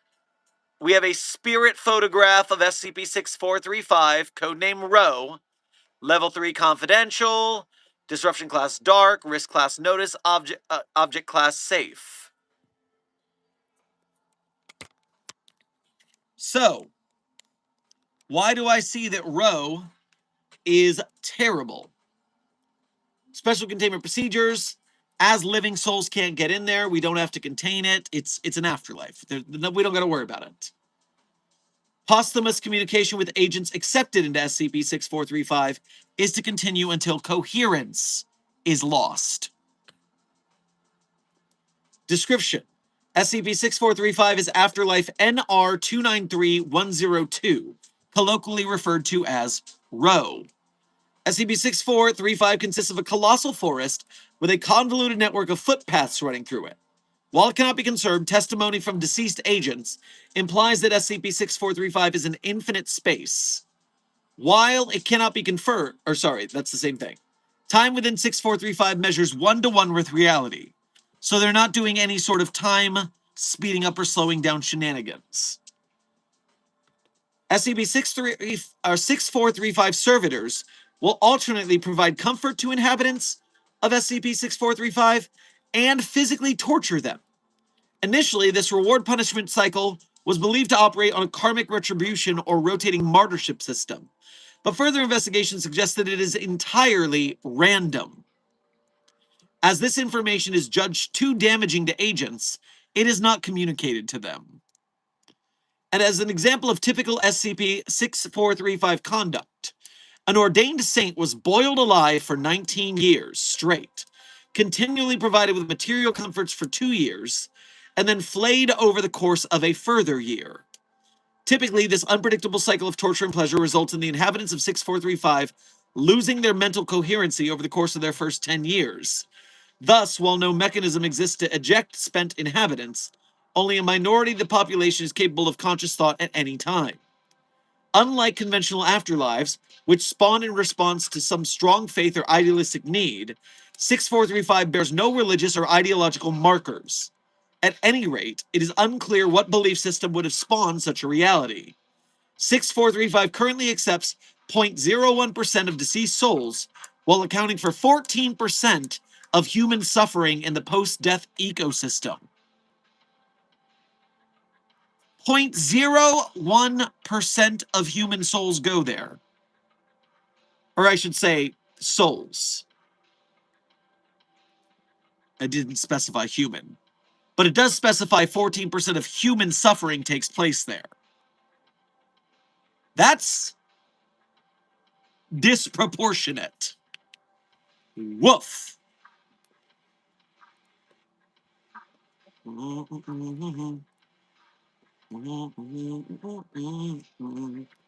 And the rest? Oh, well, as I said, Creepypasta George Harrison, there are multiple afterlives. For instance, let me find the one that's a house. Afterlife. So, there are currently on the database, if I click on the Afterlife tag, thank you, DJ, for putting that in my head to remember to check that. There are currently 126 SCPs on the database relating to the term afterlife. Now, that doesn't mean there's 126 afterlives. Some of them might be talking about the same one. Some of them might include multiple afterlives. But there are 126 afterlife SCPs. And the one I am looking for next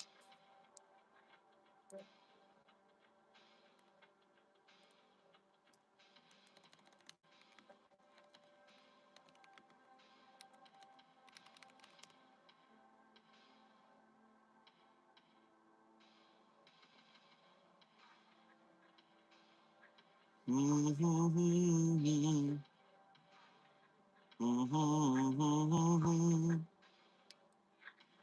on.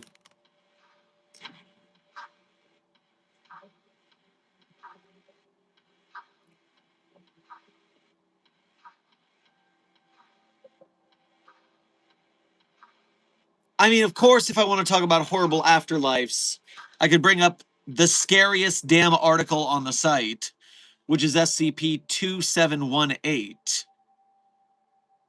Ugh. 2718 is the worst afterlife because if it's true, it's going to happen to all of us, and we're not going to like it. For those outside the know, 2718 is that when you die, your body and your mind retain consciousness. And you don't go to heaven, you don't go anywhere, you just sit there in your corpse. And you feel everything that happens to your body, even though you're dead. So you can feel your body degrading. You can feel the animals that might chew on you. You can feel your atoms being scattered across the universe. And it is excruciating and maddening the entire time. If any afterlife is real, that's the one I don't want it to be. Hate that one. Hate it, hate it, hate it, hate it. But that's not the one I'm looking for right now.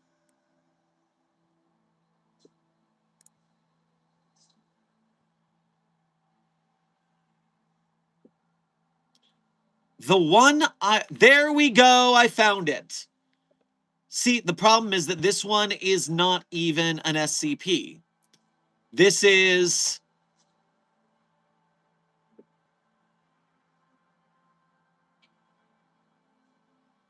This should be tagged as Afterlife, but it's not. I am, okay. But anyways, the tale that references this afterlife is called 150,000. 150,000 is the name of the tale. And it's very, very short, so I'm just going to read the text. Our gods did not anticipate how far we would progress. They expected humanity to endure for a generation, perhaps a few if we were very fortunate. They created an afterlife for those who passed away, a loving mansion, brimming with everything one could desire. It seems infinite, but the key word here is seems. Stretching approximately 30 kilometers in width and 14 in length, the house is undeniably massive, of course, but to label it as infinite would be an exaggeration. Yet, with every person who died, they were sent to that mansion. The initial generations were content, and the following ones as well. A couple hundred years later, however, it began to feel a little crowded. Not as much room for oneself. Of course, it was livable. They didn't have a choice in the matter. It filled up, leaving less room to move, or even to think to oneself. Despite being in the afterlife, where one simply cannot die, more souls filled its walls. Eventually, it became impossible to move. The gods didn't watch us. They abandoned us to grow and expand our horizons. And we did. Famine, war, conquest, all of these brought more and more death. The world grew. Populations boomed.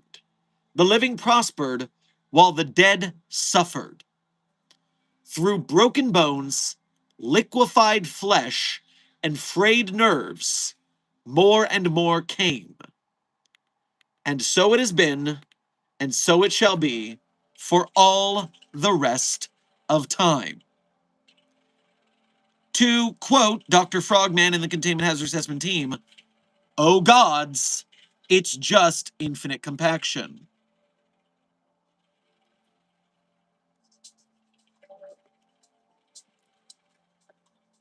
Make the damn mansion bigger? Wish we could, Aoki. Wish we could, but we can't. So, you know, in terms of Afterlives, I also don't want to go to that one. I'm just saying. There are better ones. And that's why I'm going to pull this up real quick.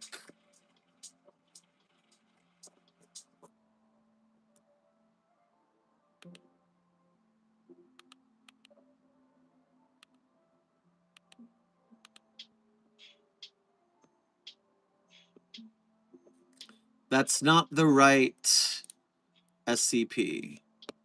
Let's try again.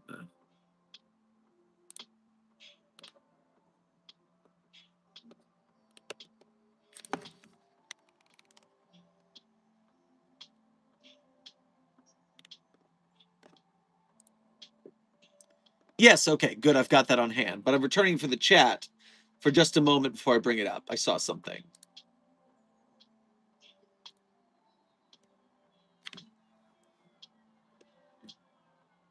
Intern Gomez. Unfortunately, for myself and my moderator, we are heathen Americans.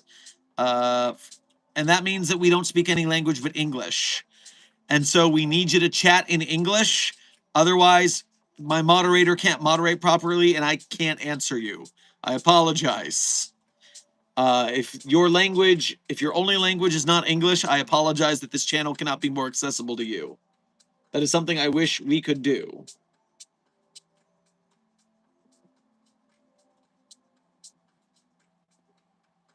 Intern Festum, thank you for your first 2 donations to today's stream. Get yourself a bowl of tortellini on your way past the commissary.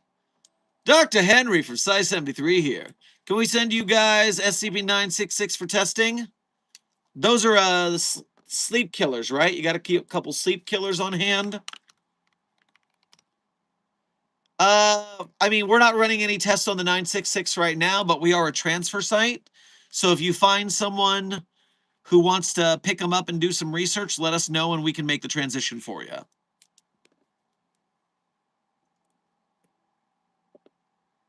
And then you said, help. Site 73 has a containment breach from SCP what? Oh, 076. How'd you get Abel there? And what'd you do to piss Abel off?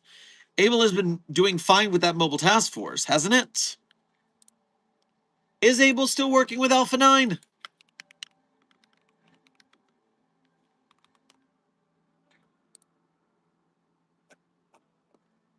I forget if Alpha 9 actually contains Abel.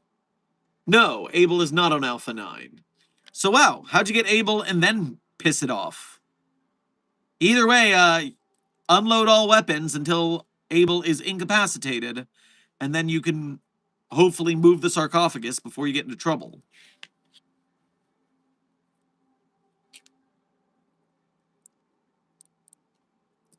Alki, thank you for sending a star to the Containment Hazards Assessment team. I am sure they enjoy the twinkle, twinkle.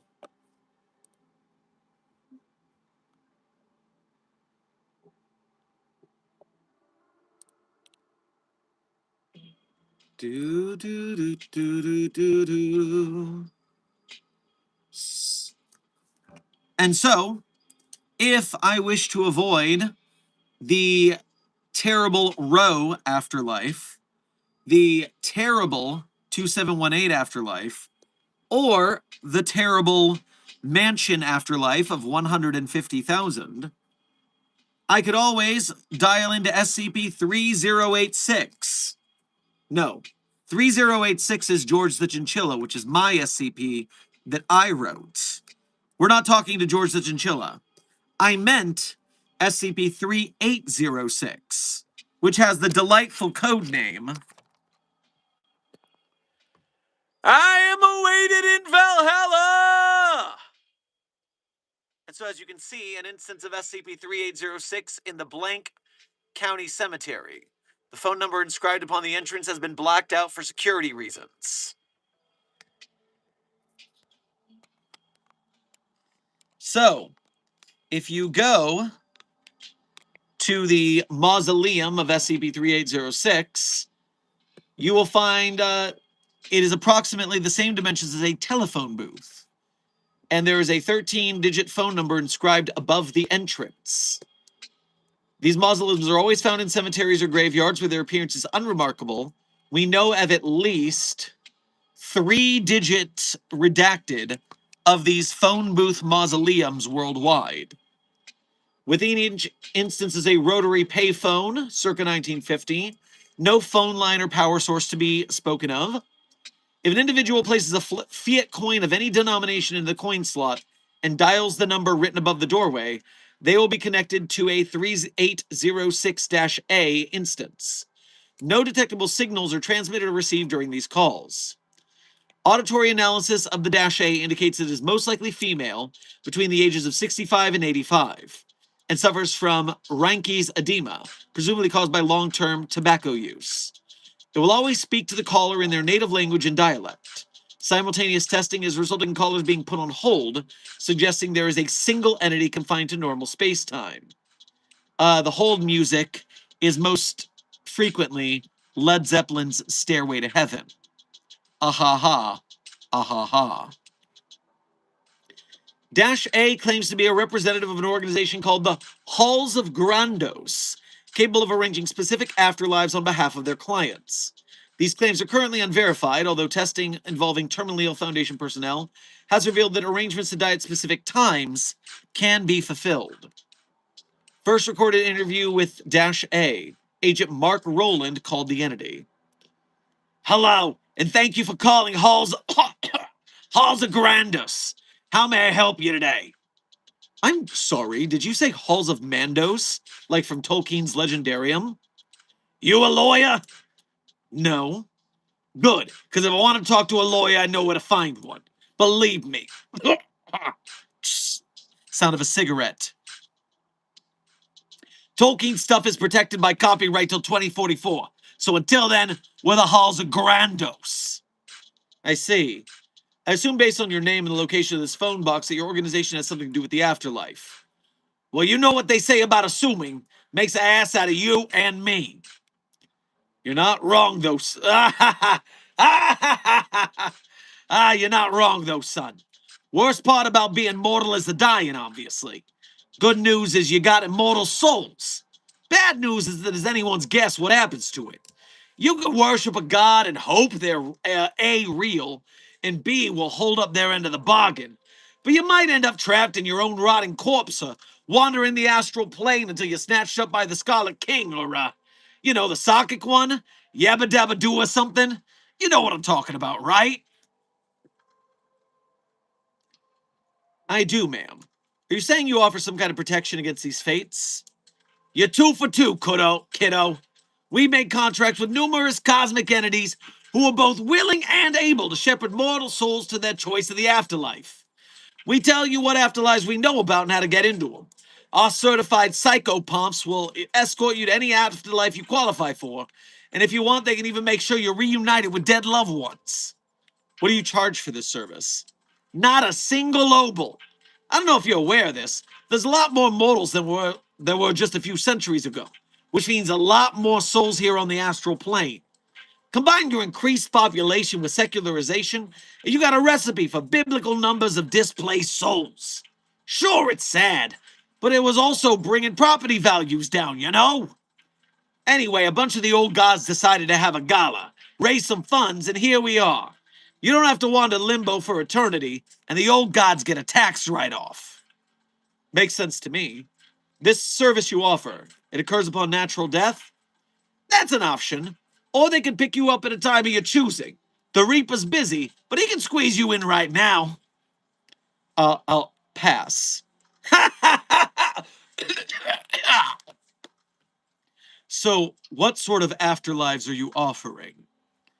We got all kinds. There's traditional fluffy cloud heavens, Summerland if you want to still enjoy the pleasures of the flesh, Nirvana if you're seeking enlightenment, this weird desert place, reincarnation. Okay, I should probably ask some follow-up questions about those, but are there any cosmic entities who recruit mortal souls to fight against some ultimate evil in a heavenly war?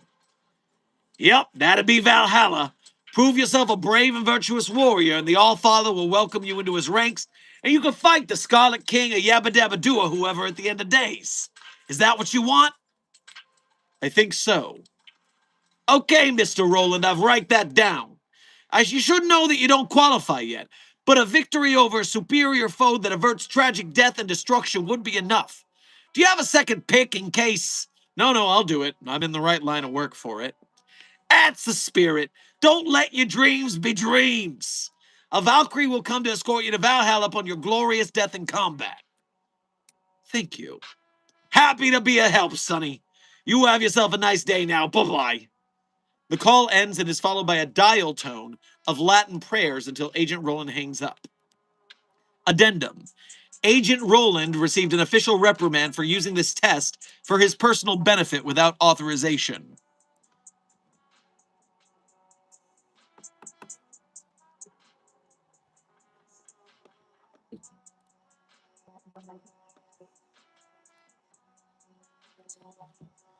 So yeah, if you find one of those mausoleums, at least you get your pick of the litter.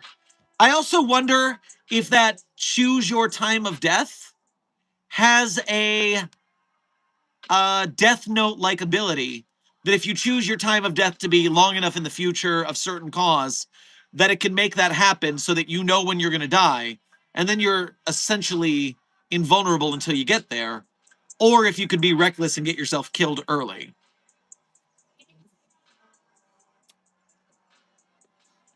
Oh, Dax Rays, intern Dax Rays. I am so sorry for the buzzkill that is speaking of death on end. Trust me, I too fear death.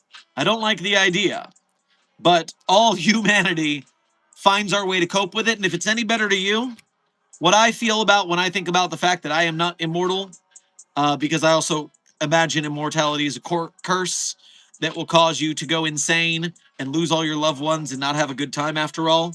Maybe get stuck in a trench buried and you can't get out. Gross.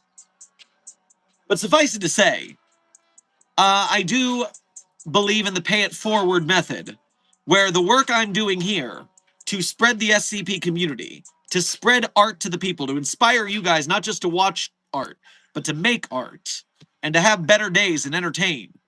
You smile at someone on the road, and they smile at you back. And now they're happier. They're going to treat the next person they see better. I just hope a nice ripple effect of good energy and making the world better than when we found it is going to be my mark here. Fingers crossed.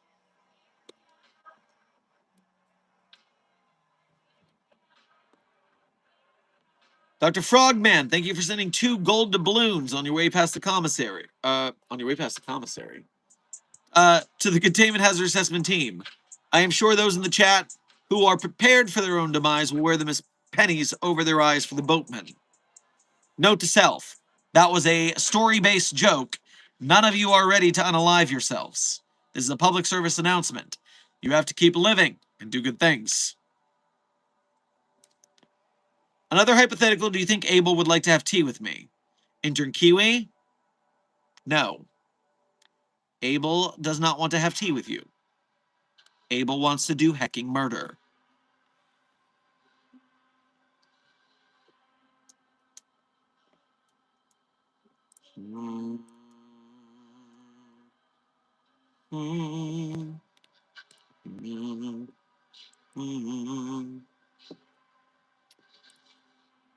Intern Kangame, thank you for your first donation to today's stream. Get yourself a banana pancake short stack on your way past the commissary.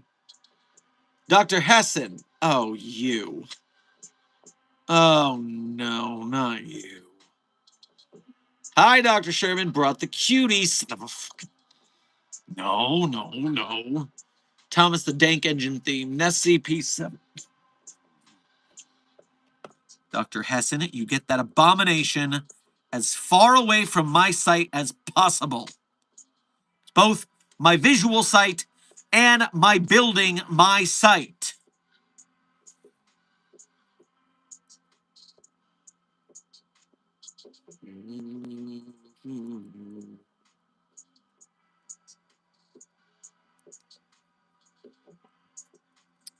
Dr. Sherman, I've been trying to contact you about your extended warranty. That's a joke, intern DJ. I've been trying to tell you that there's canonically a clown contained at Site 42 who's afraid of humans, so we need to dress up like clowns to interact with, but is otherwise nice. Okay. Is it a Herman Fuller clown? Or is it just some other form of anomalous clown? Either way, I see why having clown costumes on hand to interact with it would be a necessary expense. See, overseers, this is why you can't cut our budget at Site 42. We need to buy clown costumes for containment. Because that's the kind of facility we are.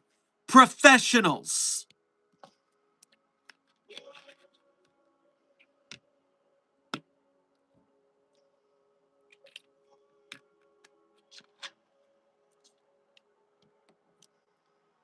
Isn't there an SCP where the afterlife is whatever you believe it to be, so the O5 amnesticized themselves so they wouldn't end up in nothing? Puppet Boy, you might be thinking of 2718, where they might believe that the horrible 2718 afterlife is caused by knowing about it. And they think they can amnesticize themselves to forget and not deal with that. That might be one reason they did that.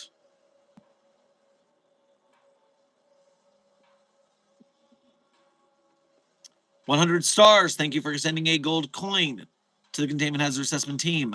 I am sure they will use it for their afterlife phone booth calls. Intern Kangame, thank you for donating again to say. Out of character, okay. Yeah, one of my video ideas is SCP-72. I do not condone any video of that entity. Whoa. Fine. Fine.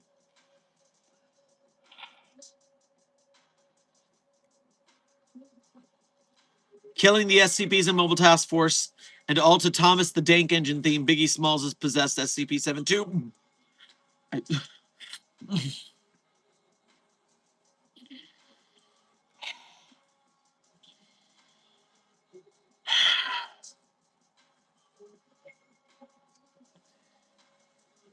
I do not condone making videos of that abomination in any facet.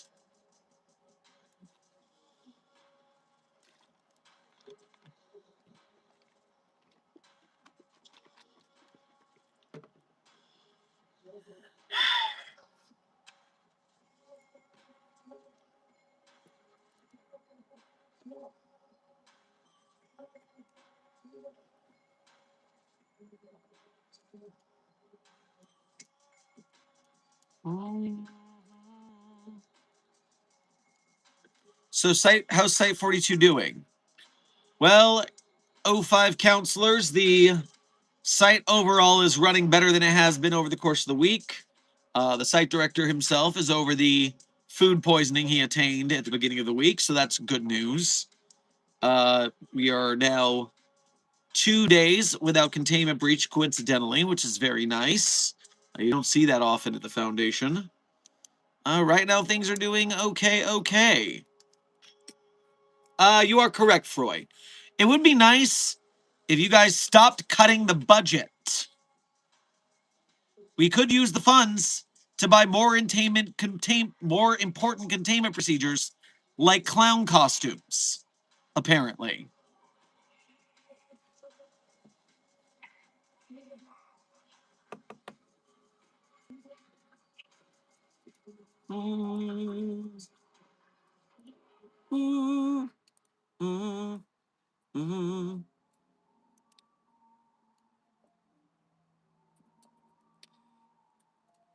Hey, if you guys have any more amethysts, I'm trying to lure one of the hand things back to its cage. Only have 500 more amethysts, and I don't want to waste my single face. You have 500 stones of amethyst, and you're asking for one? You only need one. That'll distract it for a good long while. I mean, not that long. It does eat pretty fast, but... I mean, you've got plenty. Otherwise, go over to the geology department.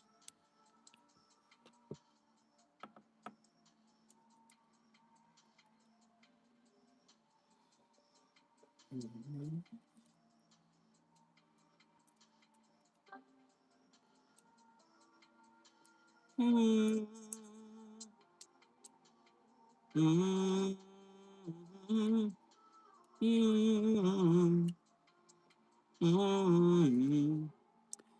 if the tree follows Schrodinger logic and only screams when nobody's around to hear it? Intern Aaron, we know that's not the case.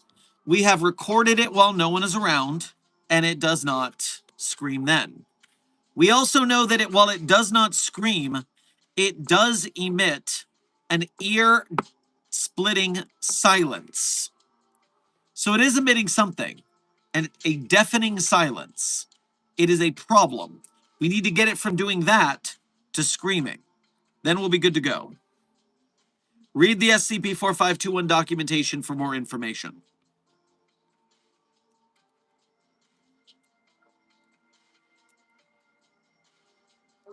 Dr. Sherman, our site director's office is located in a more secure, guarded area of the site compared to normal staff members' offices.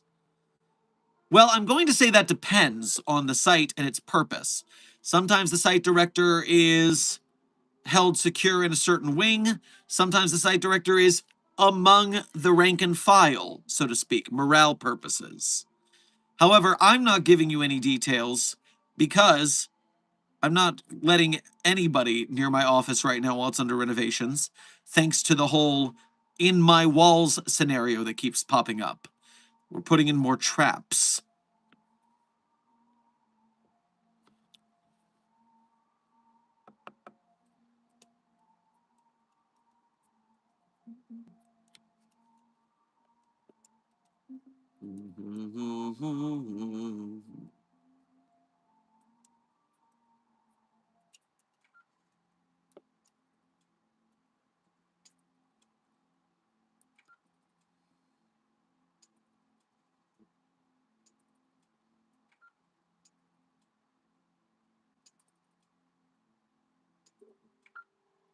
Intern Caspian. You say, oh man, millennials are in dire shape. Well, I would believe that it kind of sucks for everyone right now, wouldn't you agree? It kind of sucks to be everyone at this exact moment. SCP-5004-B is really fucking things up. Not enjoying it. It's not making it easy to work at the Foundation or anywhere, but especially for a top secret government organization that hides monsters and magic for the people. Hashtag Clef for president.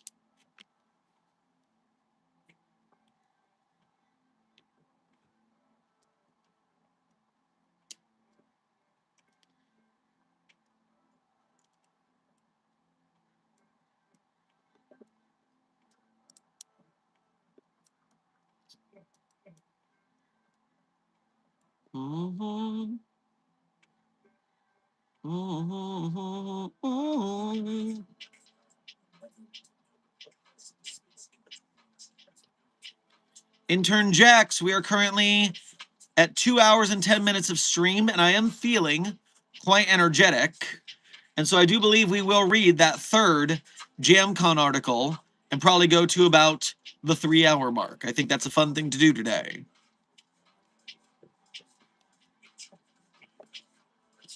And so without any donations to cover at this moment, oh, speaking of, I will do that before I jump into the next SCP reading. Good timing, intern. Mars Luna Moon. Thank you for your first donation of today's stream. Get yourself a Italian ice on your way past the commissary. Hey, I was thinking of making a researcher OC who doesn't blink. It would help a lot with studying SCP-173. Is this a common concept? Well, at first you're dealing with the physicality of your anomaly here.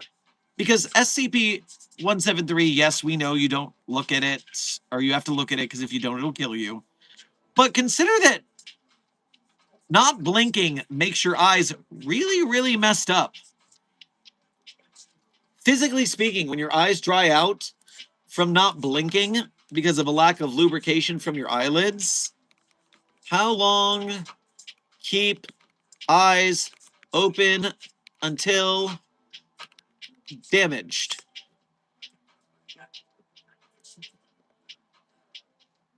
With 1 to 2 minutes of leaving your eye open, you will see significant irritation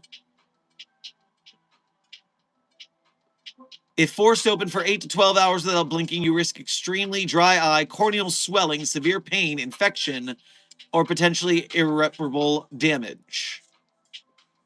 So, I mean, what I would do first is I would just make sure all the consequences and that you think out this concept. Because, I mean, we thought about cutting the eyelids off of D-Class to use them for SCP-173's chamber, but it's a fairly expensive surgery to do for little result because the 173 cleaning, I mean, we're just throwing away D-Class at that point. It's a bit wasteful is what I'm saying.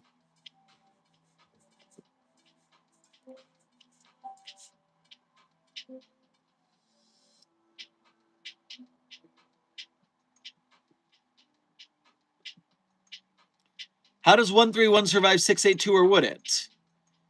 Intern Roblox. Why do you think SCP-131, the iPods, could survive SCP-682?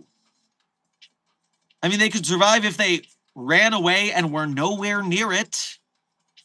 But if 682 wanted to chase them, 682 would destroy the entities very quickly. They're cat-sized. And 682 is a giant murder lizard. What are you talking about?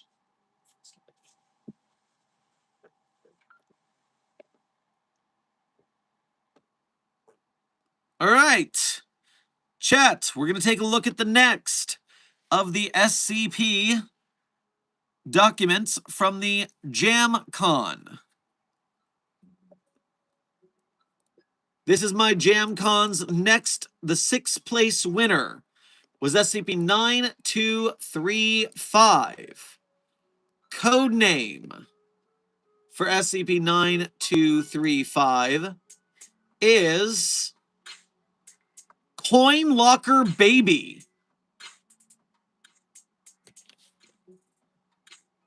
This is going to get dark.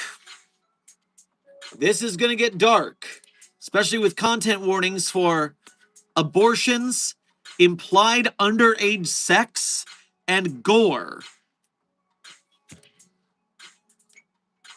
Time to remember that the SCP community is an adult community.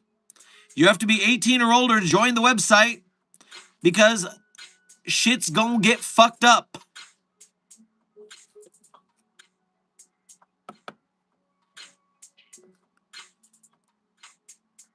Item number SCP-9235, object class safe.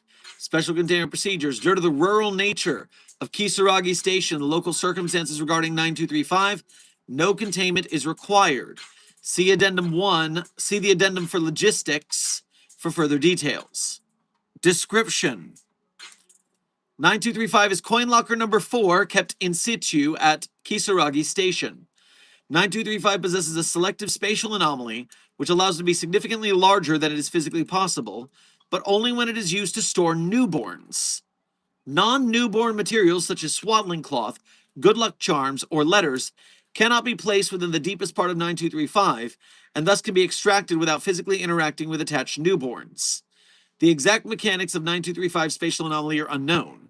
Regardless, 9235 culminates in a storage solution that can efficiently handle newborns, as long as regular maintenance provides to remove non-newborn material from 9235. Addendum. Sociality. 9235 appears to be an open secret. Civilians in the local area are aware of 9235 and its general usage, but are distinctly ignorant of who specifically utilizes 9235. Public opinion regarding 9235 can be divided into 2 sections, which are respectively male and female dominated. Oh boy. Intern Ethan922, welcome to Site 42 staff. Thank you for subscribing. Summary. Primarily male opinions. Male subjects tend to profess ignorance of 9235 initially. Further questioning reveals that they do know of 9235, but generally do not concern themselves with its specifics. Male subjects believe 9235 possesses a feminine aspect to it, which discourages male subjects from pursuing further information. As a result, male subjects tend to deny ever operating or visiting coin lockers in general, let alone 9235. Yo, bro, I don't even use coin lockers, let alone that one. Yeesh. Additionally, they tend to avoid Kisaragi Station entirely, preferring private transportation. Security cameras in Kisaragi Station corroborate this statement. Finally, in regards to male subjects with relations to female subjects who likely visited 9235, they become evasive or hostile to questioning. Wow.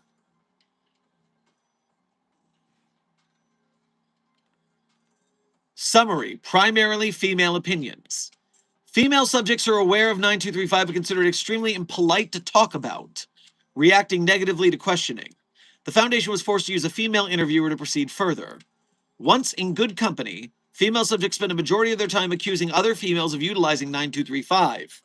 These individuals are typically poverty-stricken, sexually explicit, or exceptionally young. Regardless, they are not viewed favorably. Attempts at interviewing female subjects who have interacted with 9235 is difficult, if not outright impossible.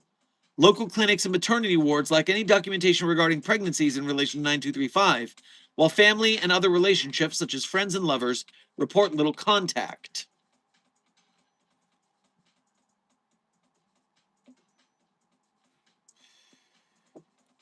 This is dark.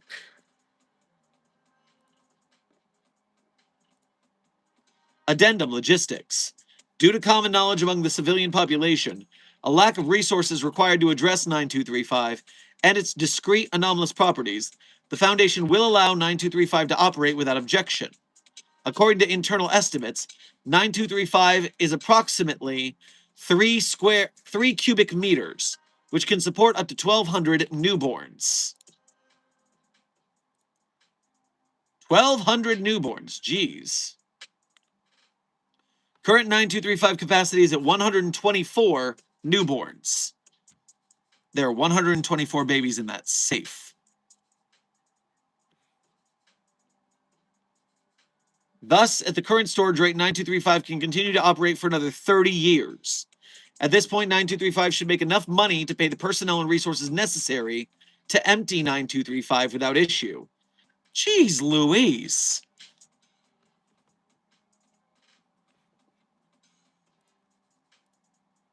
Addendum: incident. During a regular inspection, the Foundation discovered the corpse of Aoba Mizuki, a 16-year-old female. The corpse was in a state of active decay from open-air exposure for at least 2 weeks. A forensic autopsy concluded that she most likely died from exsanguination. The Foundation has constructed a timeline of events leading to her death and subsequent handling of the corpse to determine if an anomalous cause was present.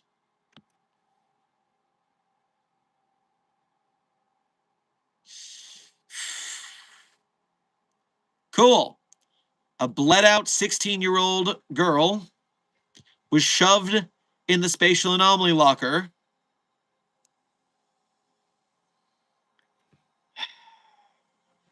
1,800 hours. Neighbors report shouting coming from the Aoba household. The most prominent voices belong to Aoba Daiki and Aoba Chieko, the father and mother of Aoba Mizuki. There are occasional bouts of silence. Chieko exits the house and stands in the doorway of their house. She leans against the doorframe, placing a hand over her eyes. Daiki disappears, whispering something into her ear, touches her shoulder, and they both return, leaving the door open. I do not like where this is going. Multiple drawers are slammed open and closed. Mizuki exits the house with her purse and school bag. Daiki shouts something at her while she walks away. He slams the door behind him. Mizuki, henceforth referred to as Aoba, walks on foot to Hide Yuki's apartment. He is her boyfriend, was approximately 15 years older than her, and was most likely to have impregnated her.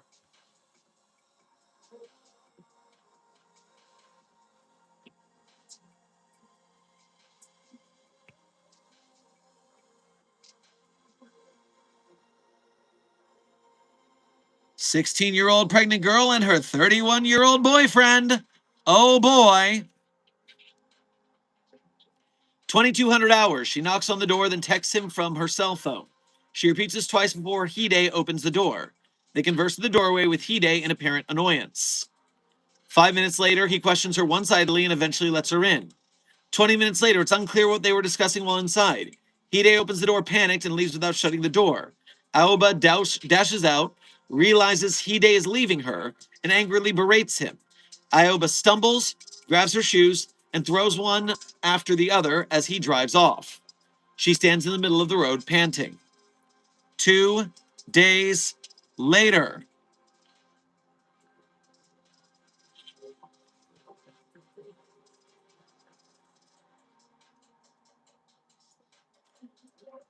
I'm going to ape what Desk said, which is yes, while we are dealing with some Bruno shit in this article, and the Bruno allegations are very present, still don't need to bring him up, guys. Still don't need to bring up the character or the author. We just don't need it. 2 days later at 7:35 a.m., Aoba does not leave the apartment. Eventually, with a lack of food, she is forced to go to a nearby convenience store, purchases an assortment of microwave meals, snacks, drinks, and a pregnancy test. Avoids streets leading to her school. 7:50 a.m. Returns home in time to see the landlady standing in front of Hide's apartment. They converse. Aoba learns that rent was due today, and since Hide defaulted on 2 earlier payments, landlady was evicting him that day. Unwilling to share her circumstances with the landlady, she leaves. Now homeless, Aoba goes to a nearby park to eat. Sneaks into a playground set, attempts to contact Hide, but his cell phone number has been disabled. Aoba wanders around aimlessly before going to the library, rotates between reading manga, checking her phone, staring at the ceiling. Additionally, uses the restroom, presumably to use the pregnancy test. At 6:30 p.m., the library closes and Aoba is forced to leave. Is W.D. Gaster in the house? Because this is darker yet darker.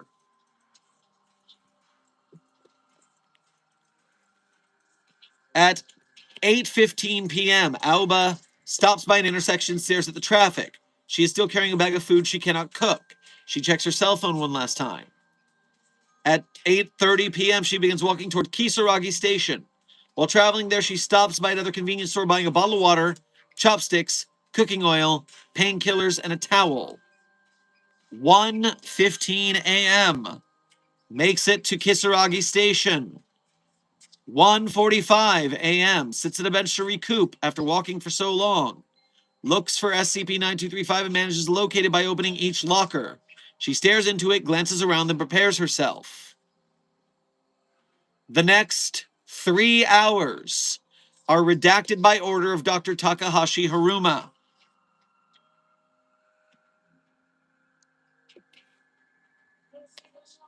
4:15 a.m. She yells for help one last time. As mentioned, due to the remote nature of Kisaragi Station, no one is nearby. She pulls herself out of 9235 and collapses on the ground. 4:40. Alba obtains her cell phone from her purse and selects her father's number but hesitates. 2 weeks pass. Alba's corpse is discovered in the same position. End log.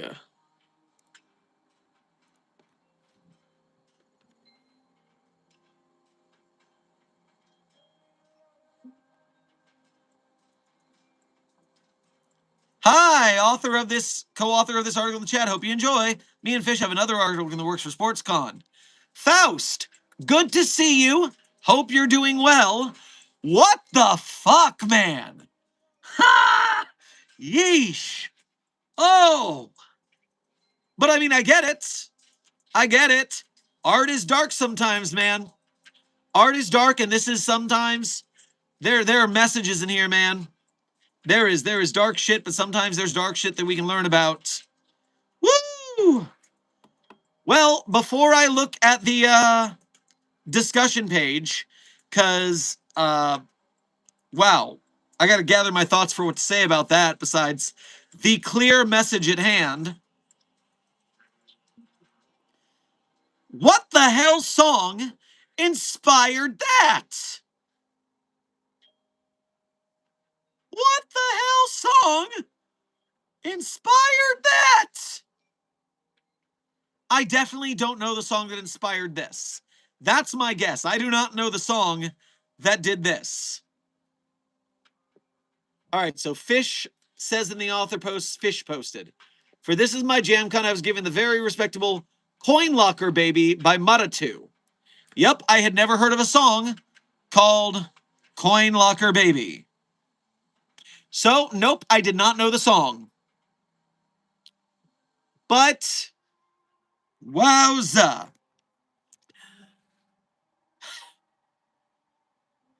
Well, thank you, Faust, for contributing to the horrors.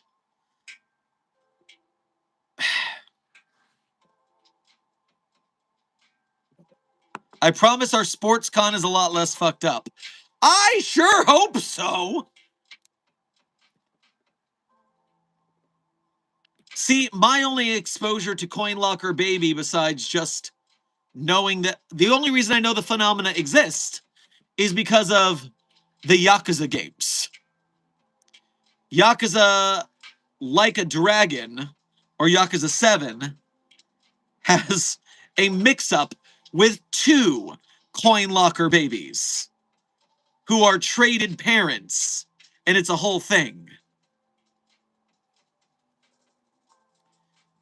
And at one point, a character mightily breaks a coin locker with his fist to get the baby out.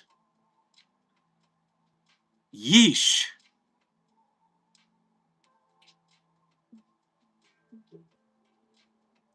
Well, Faust, as long as you're here, do you have anything to say for this article? Any thoughts to contribute to the audience behind the scenes?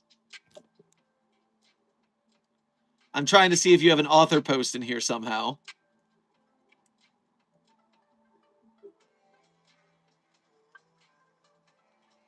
You do not have an author post on this.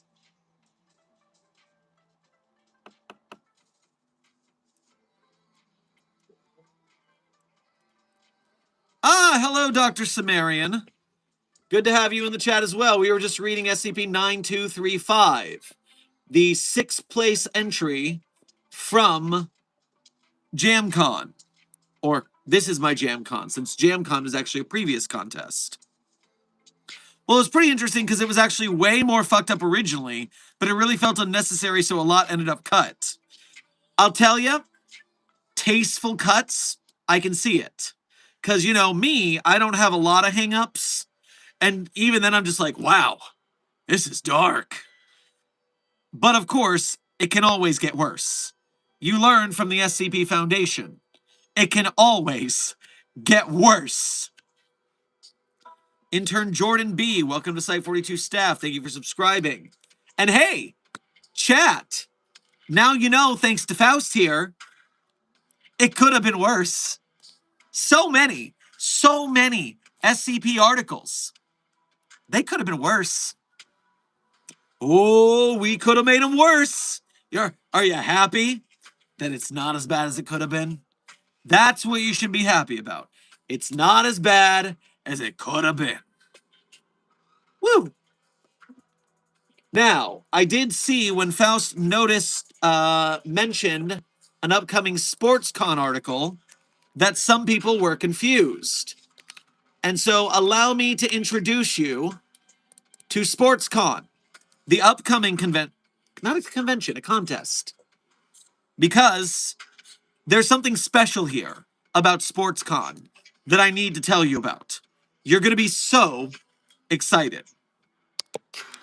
So, what is SportsCon? The darkest form of human expression. Sports. Unadulterated human malice. Destruction and chaos.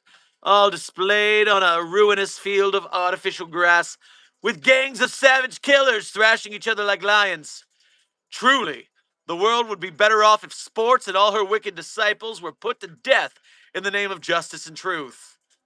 That sounds like what a bunch of fan fiction nerds would say. But tonight, the SCP Wiki will break away from grace and light and enter the all darkest of forests, abandoning the erudition of mankind and returning to the first law given to the first beasts. There can only be one. Let the games begin! And so, SportsCon. The rules are simple. You have to write an SCP about a sport. It has to be about the playing of that sport. And so the SportsCon cannot be this is an anomalous basketball, but it can be anomalous game of basketball. But here's the thing. Of course, since it has to be about a sport, there has to be a list of allowed sports. Now, of course, SCP authors with sports that are not on this list can submit their sport and say, hey, can I write about this one? And if it's a real sport, they'll probably be allowed. But there is a comprehensive and ginormous list, their words, not mine, of sports that are allowed to be in the contest. Acrobatic and performance and movement arts. Acrobatics, acrobalance, adagio, acro dance, acro yoga, cheerleading, color guard, figure skating, free running, gloving high, kick parkour, pole, sparts, par dance, quadrobics, slack lining, slack wire, tightrope walking, trampolining, tricking, now to dance sports. Dance sport, ballroom dancing, standard and Latin, salsa break dancing, acrobatic, rock and roll, wheelchair dance sport, dragon dance, line dance. Now it's time to move on to gymnastics, acrobatic gymnastics, aerobic gymnastics, aesthetic group gymnastics, artistic gymnastics, floor vault, balance beam, uneven bars, high bar, parallel balls, pommel horse, still rings, baton twirling. See, this goes on forever. I'm not going to sing the whole thing. We will be here for 4 hours. But I do want to point out my favorite that we are going to have on this list as we go through the rodeo sports, the dog sports, hunting, other animal sports, athletics, jumping events, throwing events, running events. In the running events, you can sprint, middle distance running, long distance running, road running, marathon, cross country, trail running, free fell running, mountain running, tower running. Scientology speed running is legal for the contest.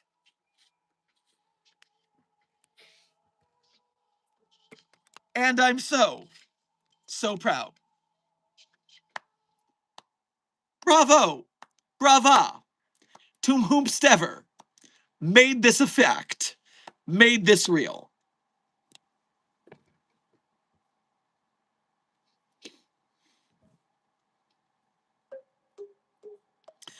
For those of you unfamiliar, Scientology is a cult slash religion slash cult that takes its adherents for all they're worth monetarily. It does super SCP Foundation adjacent secrecy protocols for its beliefs, because if you listen to their beliefs, they're fucking crazy. They do lots of harassment, both legal and illegal harassment of people who speak out against them. And the reason I bring all this up is because right now there is a fad, a TikTok trend, remember, the kids are all right, of having groups of people run through Scientology centers, buildings, essentially trying to map them out and find the hidden secrets. And so you see the meme status it's gotten to. There was a dwarf-only Scientology speedrun where a group of little people trespassed on the property and ran through the Scientology building near them. This has gotten all over the place. This is happening in Hollywood, in New York. It's Scientology speedrunning is going crazy viral right now. And it's even a sport legal for the SCP Foundation, SportsCon. Respect. I do know someone who is working on a Scientology speedrunning SCP, so stay tuned. Faust, you have made my dreams that not only is it legal for the contest, but it is happening. Thank you. Thank you so much.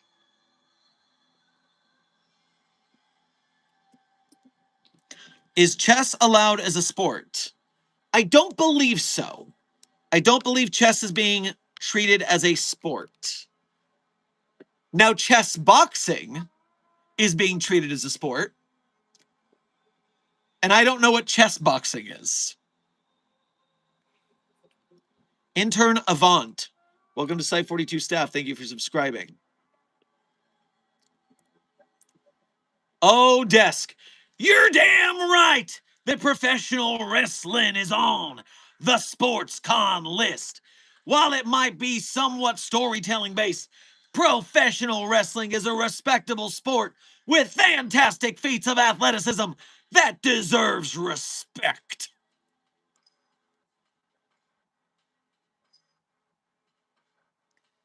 Chess boxing is they switch between chess and then boxing. So if you're really good at boxing, you can make your chess opponent worse at chess. Good to know.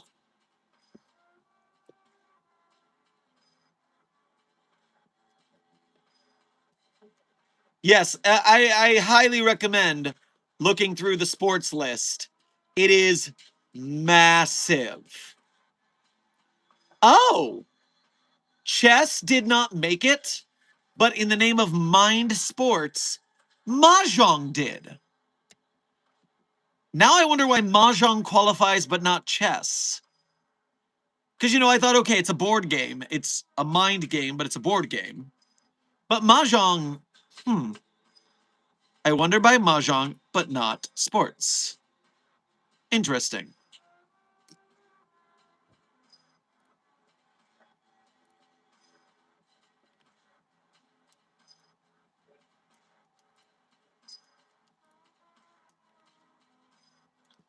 Suffice it to say, SportsCon is coming.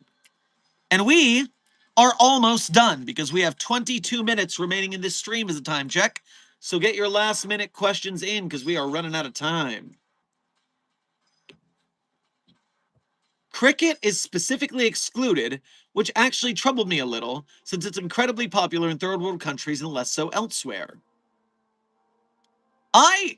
I too am confused by that, Dr. Sumerian.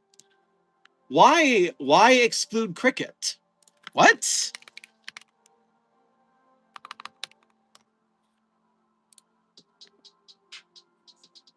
Control F. Cricket.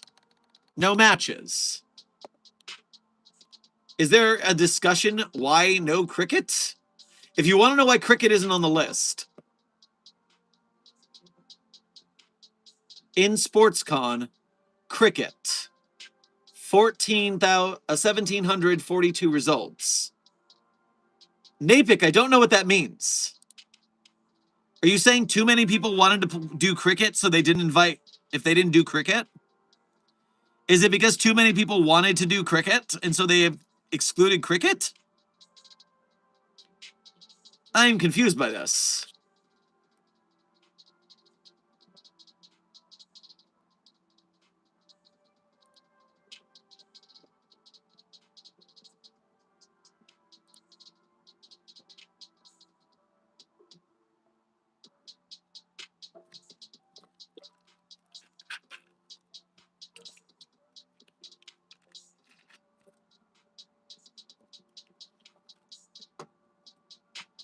Oh, by the way, SportsCon is an official contest. It is not another unofficial contest. As much as I enjoyed DumbCon, and so far this is my SportsCon, or no, this is my JAMCon. Sorry, I got confused because go on and jam, and welcome to the slam. Come on and slam. Oh, we about to jam now.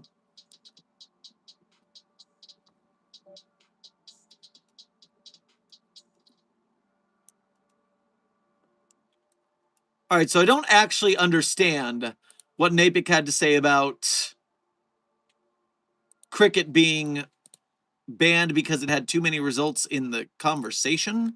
I don't understand.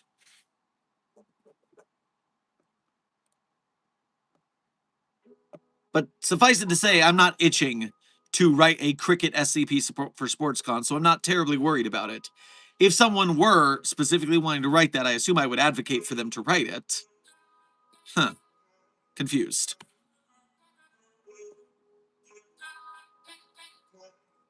Also, after SportsCon, Pride Fest will be returning. Lots of exciting stuff this year. Emperor Faust. I do believe a certain tweet that I retweeted is exactly correct for the situation right now. To respond to Shaggy Dreadlocks, stating that there's no anthology this year because we might run out of slots before end of year, and so anthology might not be pushed until next year. I just had to agree. Oh no, the main list near cap, creepypasta anthology in October and December, adding on SportsCon and Pride Fest coming up soon. Our steak is literally too juicy. Our lobster literally too buttery. We're eating too good, guys. We're eating too good. We're gonna get the gout. We're gonna get the gout because we're eating too good. Yeah, honestly, I did not know that there was a quote cap. I had assumed that when the 9,000s would fill, they would open up the 10,000s as typical. I'm actually a little confused about that scenario.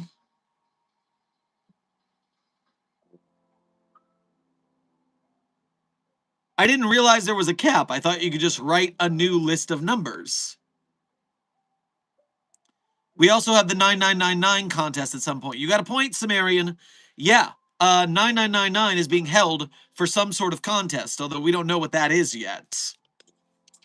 Our fields are too grand and our harvests are too bountiful. You're right, Dr. Frogman. It's ridiculous. Oh, but I'm sorry, no.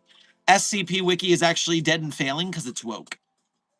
Sorry, guys. I didn't know. I didn't know that we had so much good stories being written and that we were so dead. Can't help it. There isn't really a cap, but each series opens with a contest which takes planning and time. That I knew about. I just assumed that, I don't know, where they can't stop SCPs from being written by delaying when the cap happens. But if there's only 450 slots remaining, then I have to assume that we're going to be hitting that before year end. I wonder what the trends are on how many SCPs are being written per day right now. I wish Skipper DB would tell me such a thing. Does Skipper have an answer for that?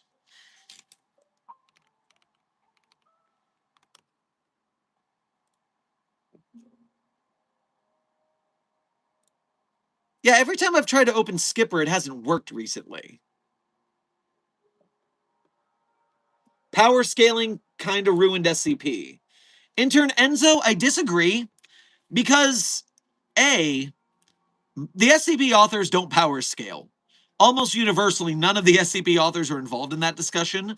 I am tertiarily involved because I talk about other fandoms and how things would be contained, and people ask me about it in a chat, so I yap about it, but only as much as like the Death Battle folks do, and even then, not that seriously. But secondarily, I'm not gonna let other fans being weird bother me about it. I'm not gonna let the power scalers ruin my enjoyment of something. Now, I will say Dr. Frogman is correct. They did ruin our reputation a bit. But at the same time, our reputation is our works. And me here, I'm broadcasting to make sure their reputation is our works and not silly power scaling stuff. I don't hate power scaling. I enjoy a little fun from time to time, but just don't take it so seriously. Have fun. At the end of the day, SCP, power scaling, whatever you're doing, just make sure you're having fun with it. Don't let it get to the point where you're like mad about it and shit. People get so invested and they get rude about it.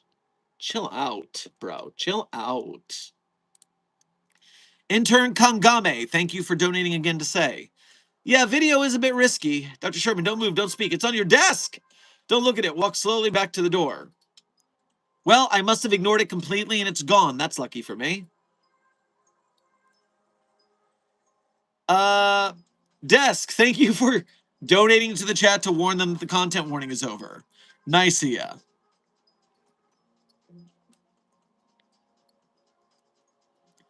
The issue is that there's no canon, and power scaling requires a canonical understanding of each entity or object.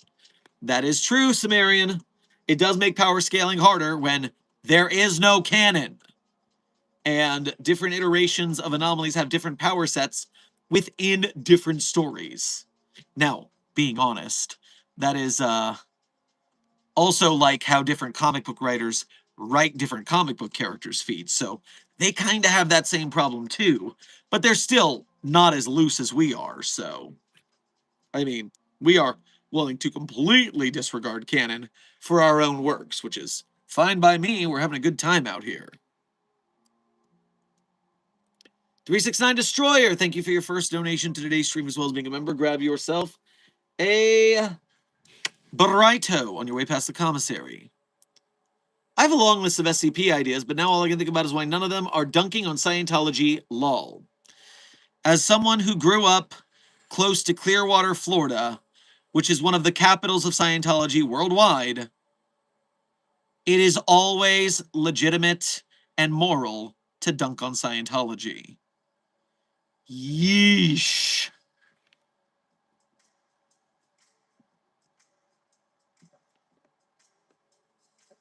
Yep, but they pretend they don't be loose around their canon. To be fair, Superman in one story can move planets, but in another story he might struggle to move more than a building.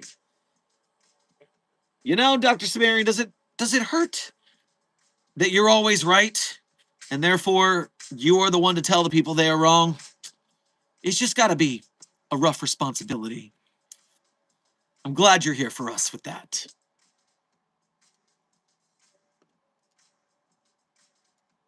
Oh, dear God. So, what happens when we run out of slots, desk? Creepypasta George Harrison. Ever heard of Unus Annus? No! No! We are not deleting the wiki at 10,000 articles. If only because we already have over 10,300 of them. But no! Didn't you do a power scaling random search with 30 articles and only one was kind of sort of power scale? So yeah, for the information for who weren't here for the saga, over the course of multiple streams, I went over SCPs that could feasibly be an entity used in power scaling. Because, you know, oh, they're all power scaling gods and monsters. And over the course of 30 SCPs, I only found one that was feasibly an entity that could be used in a duel of some sort. You know, because so many of them are locations, objects. They're not power scalingable.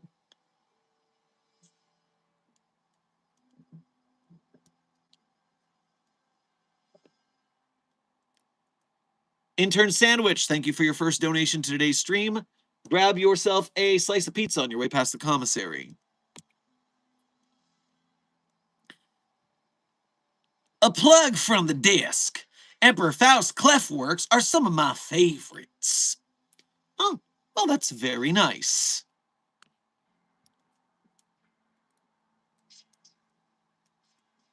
Intern Ghost Cowboy, thank you for your first donation to today's stream. Grab yourself some matzo balls on your way past the commissary. Hey, I'm back and I have a problem. It is SCP-4715. Well, what is your problem with SCP-4715? Do you have a specific problem with it?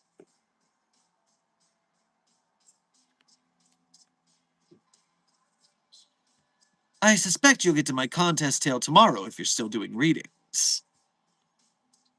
Well, let me check while I'm loading the 4715. JAMCON 1, 2, 3. I have a feeling that could be correct, Sim. Depending on how long 9319 and the dark sushi file number. Is that a Ambrose art? Is that an Ambrose submission? Depending on how long those are, although we are doing a longer stream again tomorrow, so I think it is likely.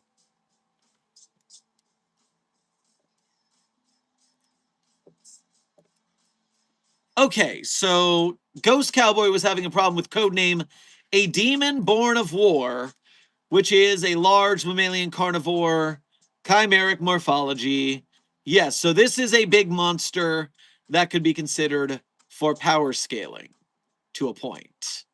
If there was an anomaly that was going to be a power scale, this would be it.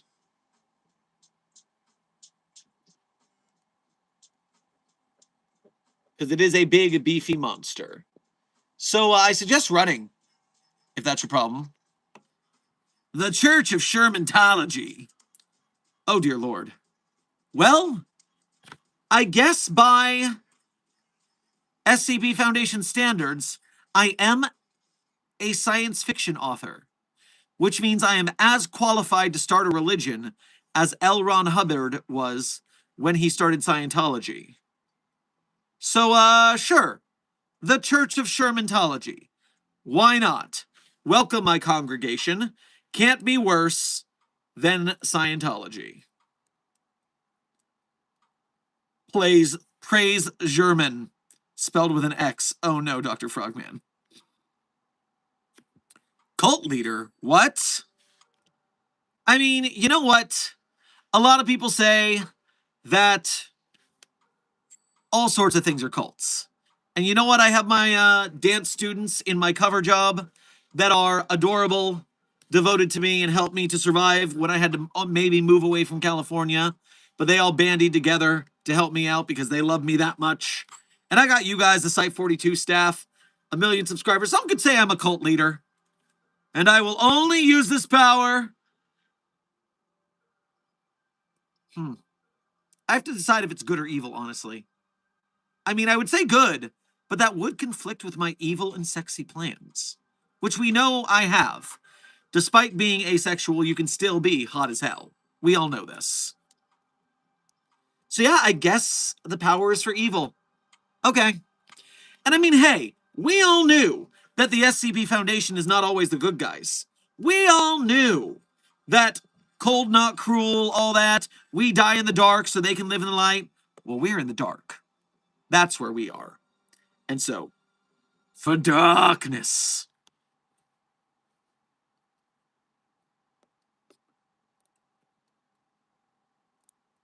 Intern Mulk, thank you for your first donation to today's stream. Grab yourself a quiche on your way past the commissary.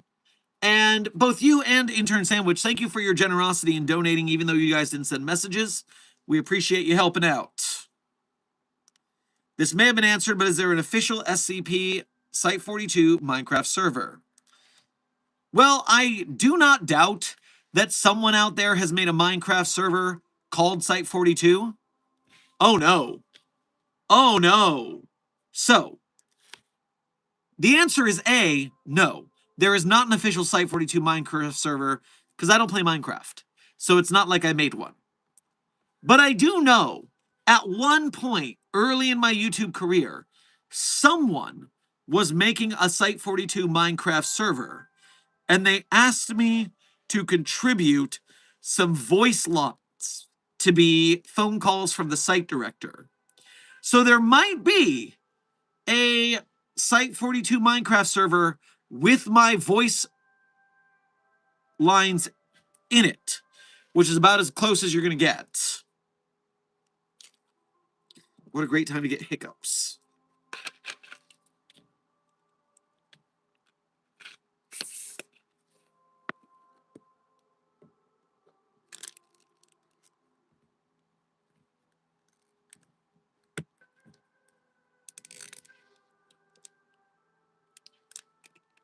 Some could say I'm a cult leader. Watch your words, Dr. Sherman. You have an artist and animators in this chat. I don't hold back on funny shit. I mean, that's not even that far, though, Froy. I mean, come on.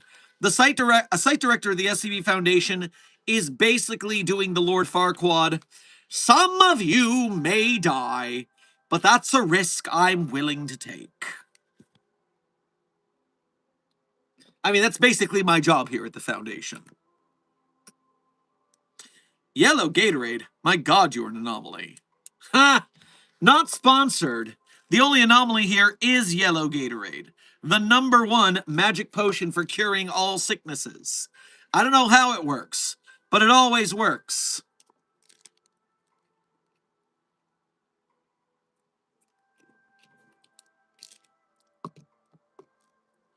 The line is, a sacrifice I am willing to make.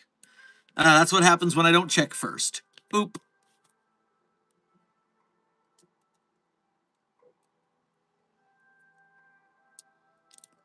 Blue Phantom, thank you for donating again to say, during the 999 contest, someone better do a 999 stealing a truck with how much it's stealing trucks lately. When it gets soda from the servants, Serpent's Hand Insurgent. Serpent's Hand Insurgent? What? The Serpent's Hand Insurgency is not a thing. There's the Serpent's Hand and the Chaos Insurgency. And they are not the ones feeding SCP-999 soda, to my knowledge. It's usually interns who need to be disciplined for their bad behavior. Intern Mars Luna Moon, thank you for donating again to say, can't be worse than Scientology. New life motto. You're damn right. 369 Destroyer, thank you for donating again to say, New-J, Zeno heard Scientologists were talking shit.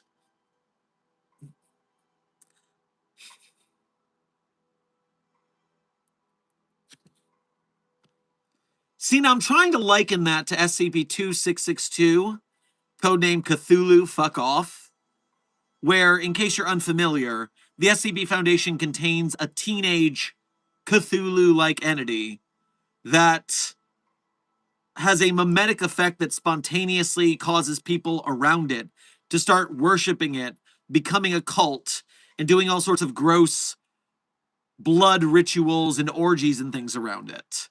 Even though it just wants to sit around and play Xbox because, quote, I'm only 300 years old. I'm not old enough to have a cult yet, guys. And so, a god coming down to talk shit about its followers in particular. I don't know of an article like that off the top of my head, but I wouldn't doubt it exists, but could be done again. Meanwhile, as Sumerian said earlier, and I didn't say it out loud, but I will go back to make sure I say it properly this time. Doo-doo-doo. Oh, also, if you want articles making fun of Scientology, you just need to look at the Western/California Fifthist. And that is true. In the Church of Fifthism, the Western/California Fifthists are specifically skewering Scientology.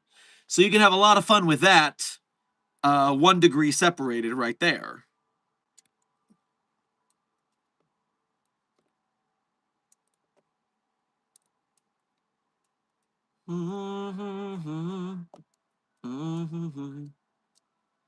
What if the US government found out about the SCP Foundation and sees the number of children in containment? Well, first of all, intern Wilson, the US government already knows about the SCP Foundation. Not only do we have agents spying on them within their bureaus, but we have made several deals with the US government in order to handle certain situations that come up. We've made weapons deals, things like that in the past. And the UIU, the Unusual Incidents Unit, aka the UI Useless, they have it in their rule book of how to handle anomalous circumstances that if the SCP Foundation shows up, they're supposed to step back because we are more well equipped than the FBI to handle whatever they're dealing with. So the UIU knows their place, which is to let us handle the situation. Now, there is the Broken Masquerade, which is, in which case, at least in one tale called Ethical, the SCP Foundation was brought before the Senate, I believe, to explain our behavior when it comes to certain containment procedures that can be deemed, torture or disposable class or things like that.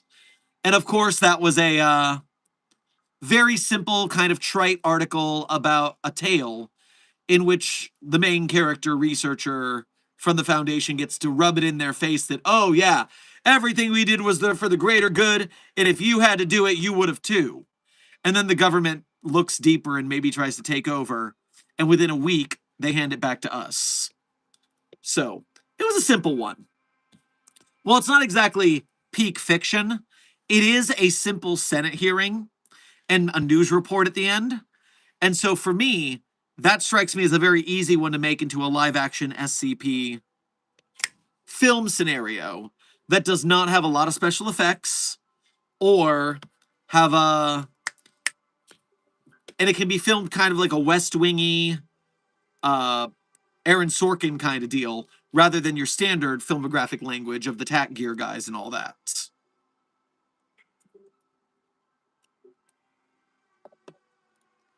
Intern Kangame, thank you for donating again to say. Dr. Sherman, we might have to classify Nathaniel as an SCP.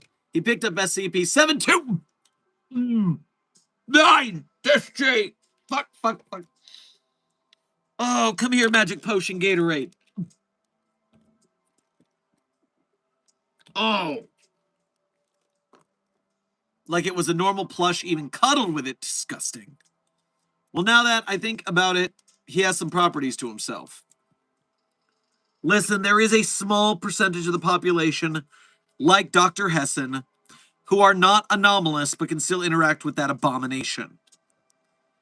So, if there are other properties, we can discuss that.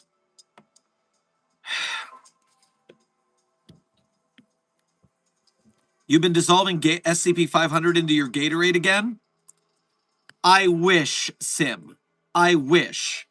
But after what happened to good old Harry Perry in the SCP-2700-EX document, they've upped security on the 500 tablets pretty heavily.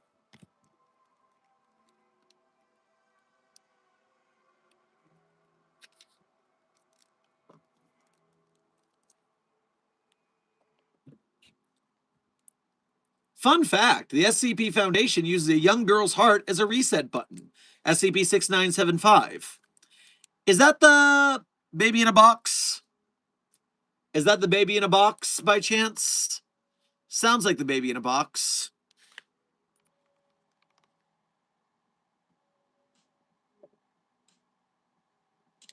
I gotta type the right number before I can confirm. Universal reset button.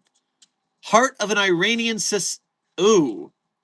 Is the heart of an Iranian citizen Ruqayya Abbas.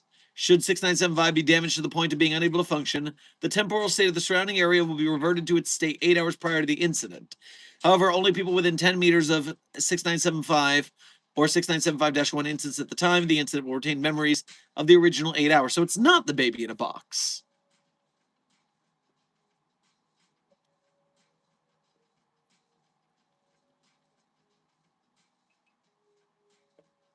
Okay. 6975, universal reset button. All right, fun temporal anomaly.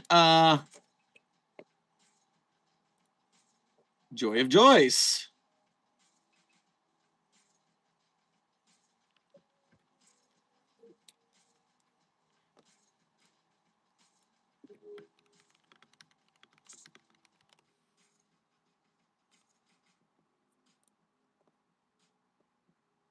Hold on, checking the database.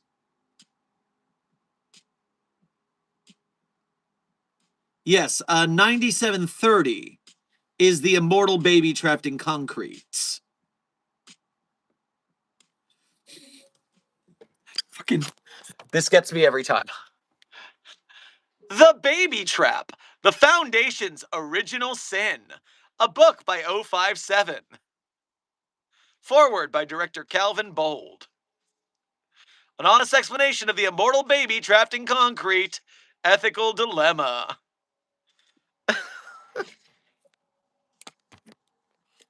Man, what does director Bold have against babies? The immortal baby trapped in concrete. Director Bold kicks a baby. I'm sensing a theme here.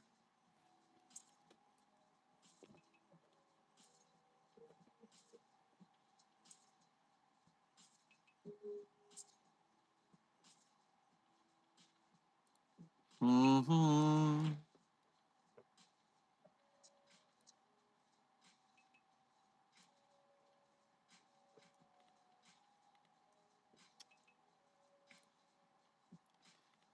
All right, returning to the database, returning to the chat. Mars Luna Moon, thank you for donating again to say. Is it possible for SCP researchers to be anomalous? Like, even if it was something seemingly inconsequential or small/harmless, but they're still human? So the answer is yes. Now, there are protocols for this. If someone is first in containment, then they would have to prove their aptitude and loyalty to be hired to the Foundation, which is a big wall to climb, so to speak. Some SCP Foundation researchers gain anomalous abilities while they are working for the Foundation, in which case they have to undergo testing to confirm that their anomaly will not unexpectedly interact with another anomaly, causing a containment breach or other issue. But there are multiple SCP researchers who have some sort of anomaly, even if they deny it in the chat.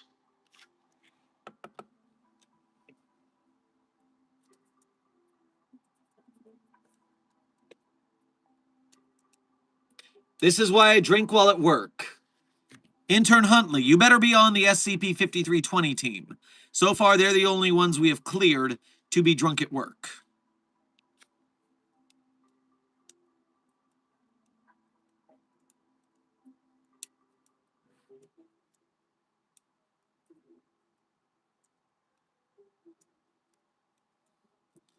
Dr. Sherman, in your opinion, what's better, coffee or energy drinks?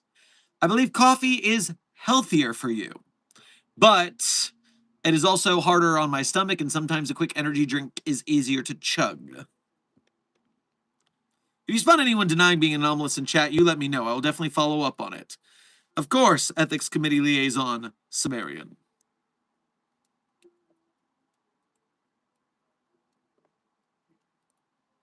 Intern Kangame, thank you for donating again to say. Nathaniel, he always knows how to fly a plane he's got no experience with. Can interact with Keter Euclid SCPs like 682 to agree where they are polite, or help ensure his survival, like a British gent. Okay, so Nathaniel's a Mary Sue. Or I guess a Gary Stew, you would call it. Good to know. Another, oh, everybody likes my character because I'm such a nice guy. Well, utilize the abilities until they become a hassle, and then neutralize it.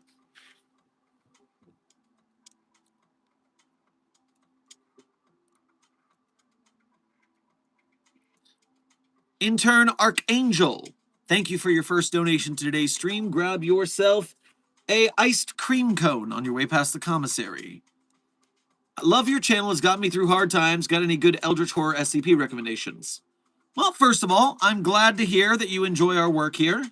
I am happy to provide some entertainment and brighten some days, so glad to hear it. Got any good Eldritch Horror SCP recommendations? So we already talked about SCP-2662, which is Cthulhu Fuck Off, and that is quite literally an Eldritch entity.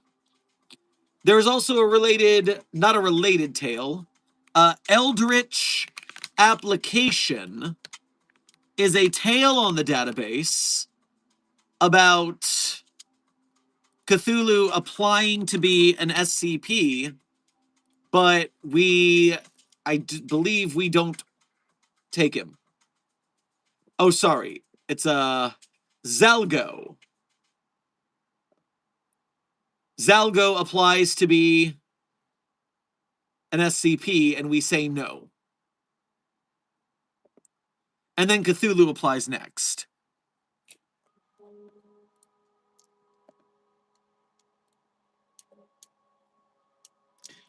I might also suggest, although adult content warning, SCP-3883, codename Dildos Have Dreams Too, is about a not good dragon that has a personality of wishing it was a Cthulhu.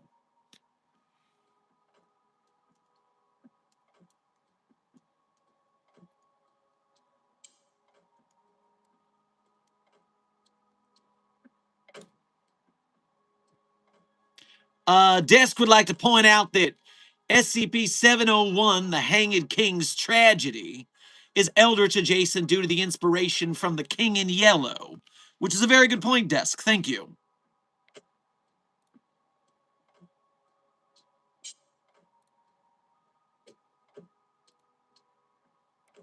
Lol, sadly I know of all those, but thank you anyhow. Well, I'm glad you're well read on the database, intern Archangel. Very impressed at that. I expected one of those to throw you off the trail. But hopefully you'll find some more. Let me look at 2662 specifically real quick, because that one's very blatantly Cthulhu. Adaptive alive, cephalopod, cognitohazard compulsion, deity, humanoid, keter, kindness, sapient, SCP. So it does not have a tag for eldritch, specifically. I wonder what tag would get you closest to eldritch entities. Because we don't have specifically, like, we do have a cosmic horror tag. Cosmic horror tag could lead you to some eldritch fiction. And that only has 182 entries, so you wouldn't be looking that far. It's been a pleasure to watch. Where'd you go? I think I'll hop out. Try not to die, Dr. Sherman. Sim, try not to die yourself. Because you have no way of being helped by that in any manner, anomalous or non-anomalous. Do your best, and good for you to stop by. We'll see you tomorrow for yours.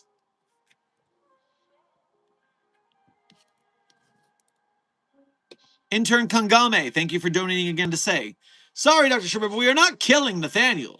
682 had a genuine peaceful reaction, nor that damn thing, nor 049 who operated on him for the crash. Maybe he's a good 05. What would they think of him?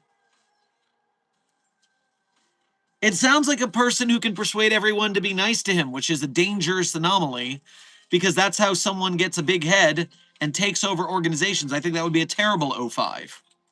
And for the person who asked what a Mary Sue is or a Gary Stu earlier.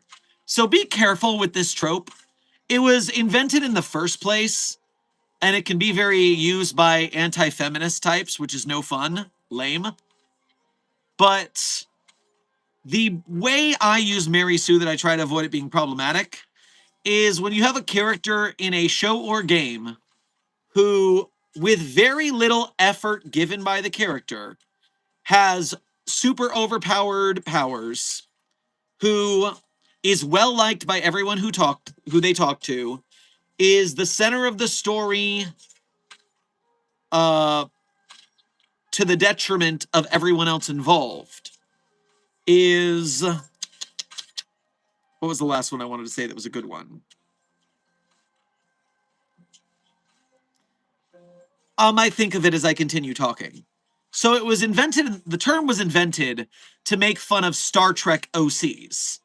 Back in the early days of Star Trek fandom, when people would write fanfic, they would write, oh, this is my special female OC who has mysterious purple eyes, so you know she's special. And she is also the love object of affection of all the boys on the crew. And so, you know, everyone's written that trash OC. It's not just limited to women. I mean, all the grimdark action figure boys like 777-J or 10101-J are a testament that cringe OCs are not just a women writing issue. That's what it was. It's that the character does not have specific flaws. A character that's going to flawless is where you're getting into Mary Sue, Gary Stu territory. Why is it always purple eyes? Because they're so unique, Amber. They're so unique and mysterious. As I said, SCP-777-J and SCP-10101-J are good articles to read to see parodies of the Mary Sue, Gary Stu concept. And it's important just to remember that you want to avoid the going too far into the concept where you're getting into the anti-feminist rants of it. Like all those Gamergate wannabes complaining that Ray is a Mary Sue. It's a mess. A mess.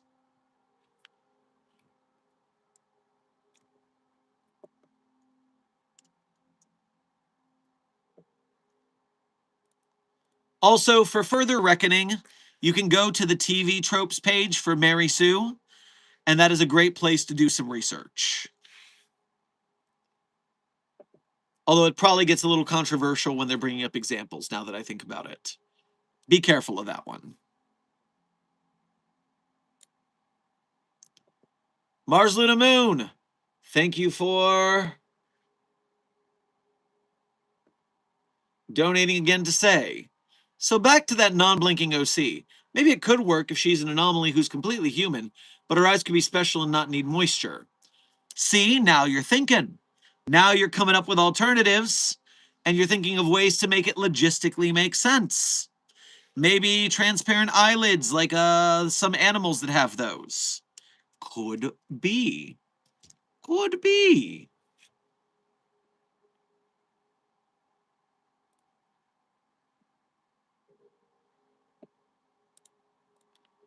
Creepypasta George Harrison. Apologies to the chat, we're bringing it up again. Creepypasta George Harrison. While you are correct that Dr. Bright, like many characters on the SCP database, is a Mary Sue, it is also important that you remember no one in chat is allowed to bring that character up except for me and Desk. We do not talk about that character here. Even if you want to rag on it. Even if you're like, oh, this would be a good time to put down that character. We're just not talking about it. That's what Desk is talking about.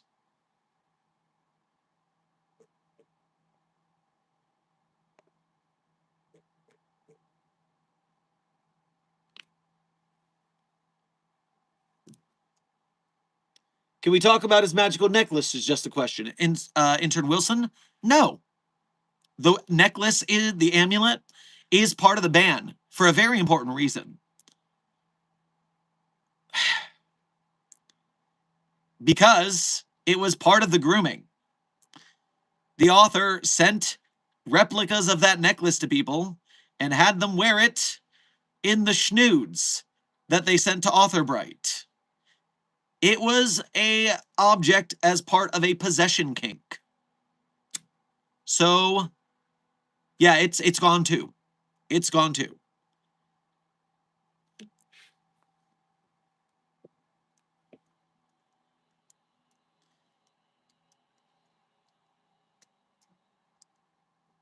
Okay, so once again, the Bright locker is closed. Even if you think it would be funny to make fun of the character, we don't talk about it here.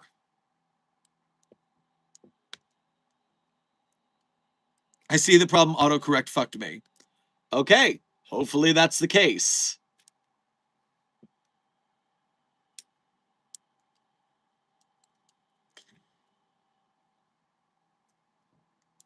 Someone was asking, is O5 an acronym like AO3? And if not, why are there more than 5?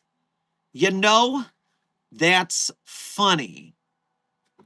I know so what it is it's the overseer command, and then they are level 5 classified. I, the site director, am a level 4 classification level. Level 5 is the overseers, at least in certain canons. In other canons, there are level 5 researchers and the like, but at least standard, the overseers are the ones who handle level 5 anomalies.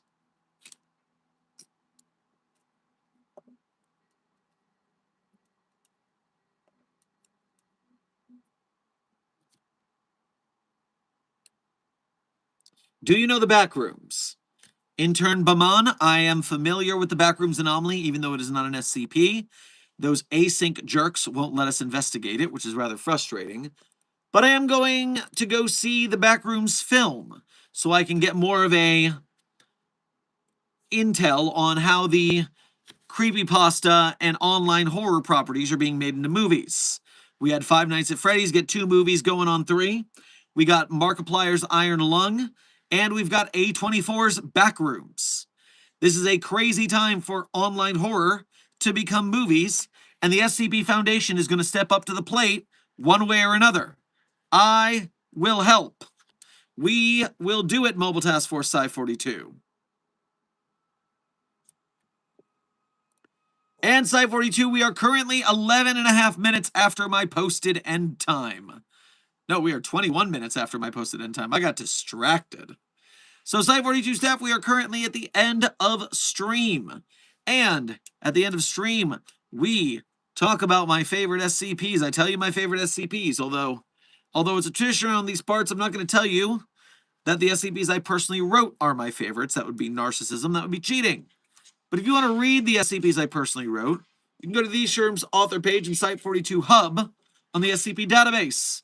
There you can read the SCPs I personally wrote, as well as contributed voice lines or sound effects to. And while you're on my author page, one tab over on the SCP database, my author page, you can find a list of links. Links that a lot of people ask about in the chat. They're always curious, hey, do y'all have one of these? Do you have a link to it? And we tell them, hey, we're not going to tell you it's an Easter egg hunt. But there are certain places where there might be links that I just told you about. And you guys, you will be the ones who are smart enough to find those links because you are my intrepid containment hazard assessment team. I know you'll manage it. And while you're at those links, you can also become a Patreon patron and YouTube channel member to donate to us monthly. You can do a Ko-Fi or a YouTube Super Chat to donate to us one at a time. Either way, direct donations are the quickest way to help out Site 42, so we appreciate when you are able to do so. And most importantly, right now, you have 7 days remaining to get your Dr. Sherman 2nd Edition plushie. This will be gone forever in 7 days. So if you don't order it now, it will not happen. So that is linked in the chat. It is linked in the VOD description. And if you can't donate or purchase merch to support Site 42, do not fret. You are still valued as a member of Mobile Task Force Site 42, codename the Signal Boosters. When you like, share, subscribe, comment, chat, clip us, do edits, and do this, make memes, share them on social media everywhere. But don't just do it for Site 42. Do it for the SCP Wiki and its authors and artists. Do it for the filmmakers of the SCP community, the animators, the game devs, the merch makers, the podcasters. When you do the memes, the clips, the edits, when you make jokes and japes and talk about SCP online, you are making it so more people get into the community. As I said a minute ago, we're trying to get SCP films made, but the big corporations that get these done, like Bloomhouse, like A24, they don't want to mess with a Creative Commons community. If we can get enough buzz, if we can get enough talk, if we can get enough funding to these indie creators, we will be able to do it ourselves, one way or the other, people. And so, Mobile Task Force Site 42, codename Signal Boosters, I thank you for your service. Intern Kangame, thank you for donating again to say. Nathaniel, he's able to talk peacefully with many, although others will ignore him like 076 or take time before attacking 939, or will go for it like 096. How do you know 096 will go for it? If 096 will go for it, then Nathaniel should be dead. I'm sensing a lack of research propensity here. So, without further ado, my favorite SCPs in no particular order are SCP-3999, SCP-3043, SCP-008-J, SCP-Spooky-J, SCP-5031, SCP-5175, SCP-5320, and SCP-8980.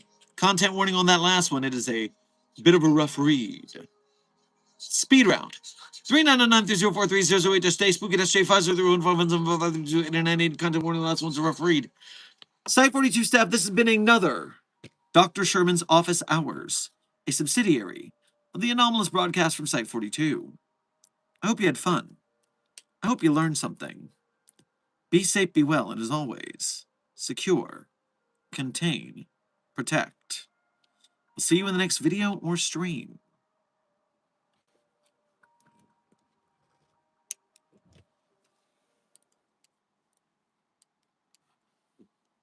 Moving to the country, I'm gonna eat a lot of peaches. I'm moving to the country, I'm gonna eat me a lot of peaches. I'm moving to the country, I'm gonna eat a lot of peaches. I'm moving to the country. I'm gonna eat a lot of peaches.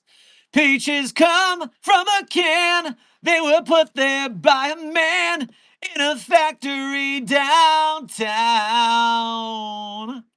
And if I had my little way, I'd eat peaches every day. Sun soaking bulges in the shade.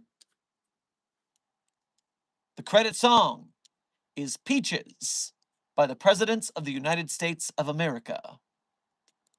Be safe, be well, Site 42 staff. And as always, secure, contain, protect. I'll see you in the next video or stream. Kangame! Kangame, thank you for donating at the very, very, very, very last second. You monster. Oh, we know 096 kills indiscriminately. He had the scramblers on, he didn't see its face, but swatted him to the side during a breach. Well, if he didn't see the face, we don't know if we don't know Nathaniel saw its face, we don't know if it will go after 096 or not.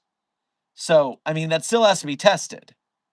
I mean, if I were going to test that, I would do it with an 096 from a different dimension and then close the dimension door if we could keep it closed forever. Obviously, if the dimension door opened and 096 could come through, then Nathaniel would be screwed. But that's just the science that we need to do. There's no use crying when there's science to do. You know that.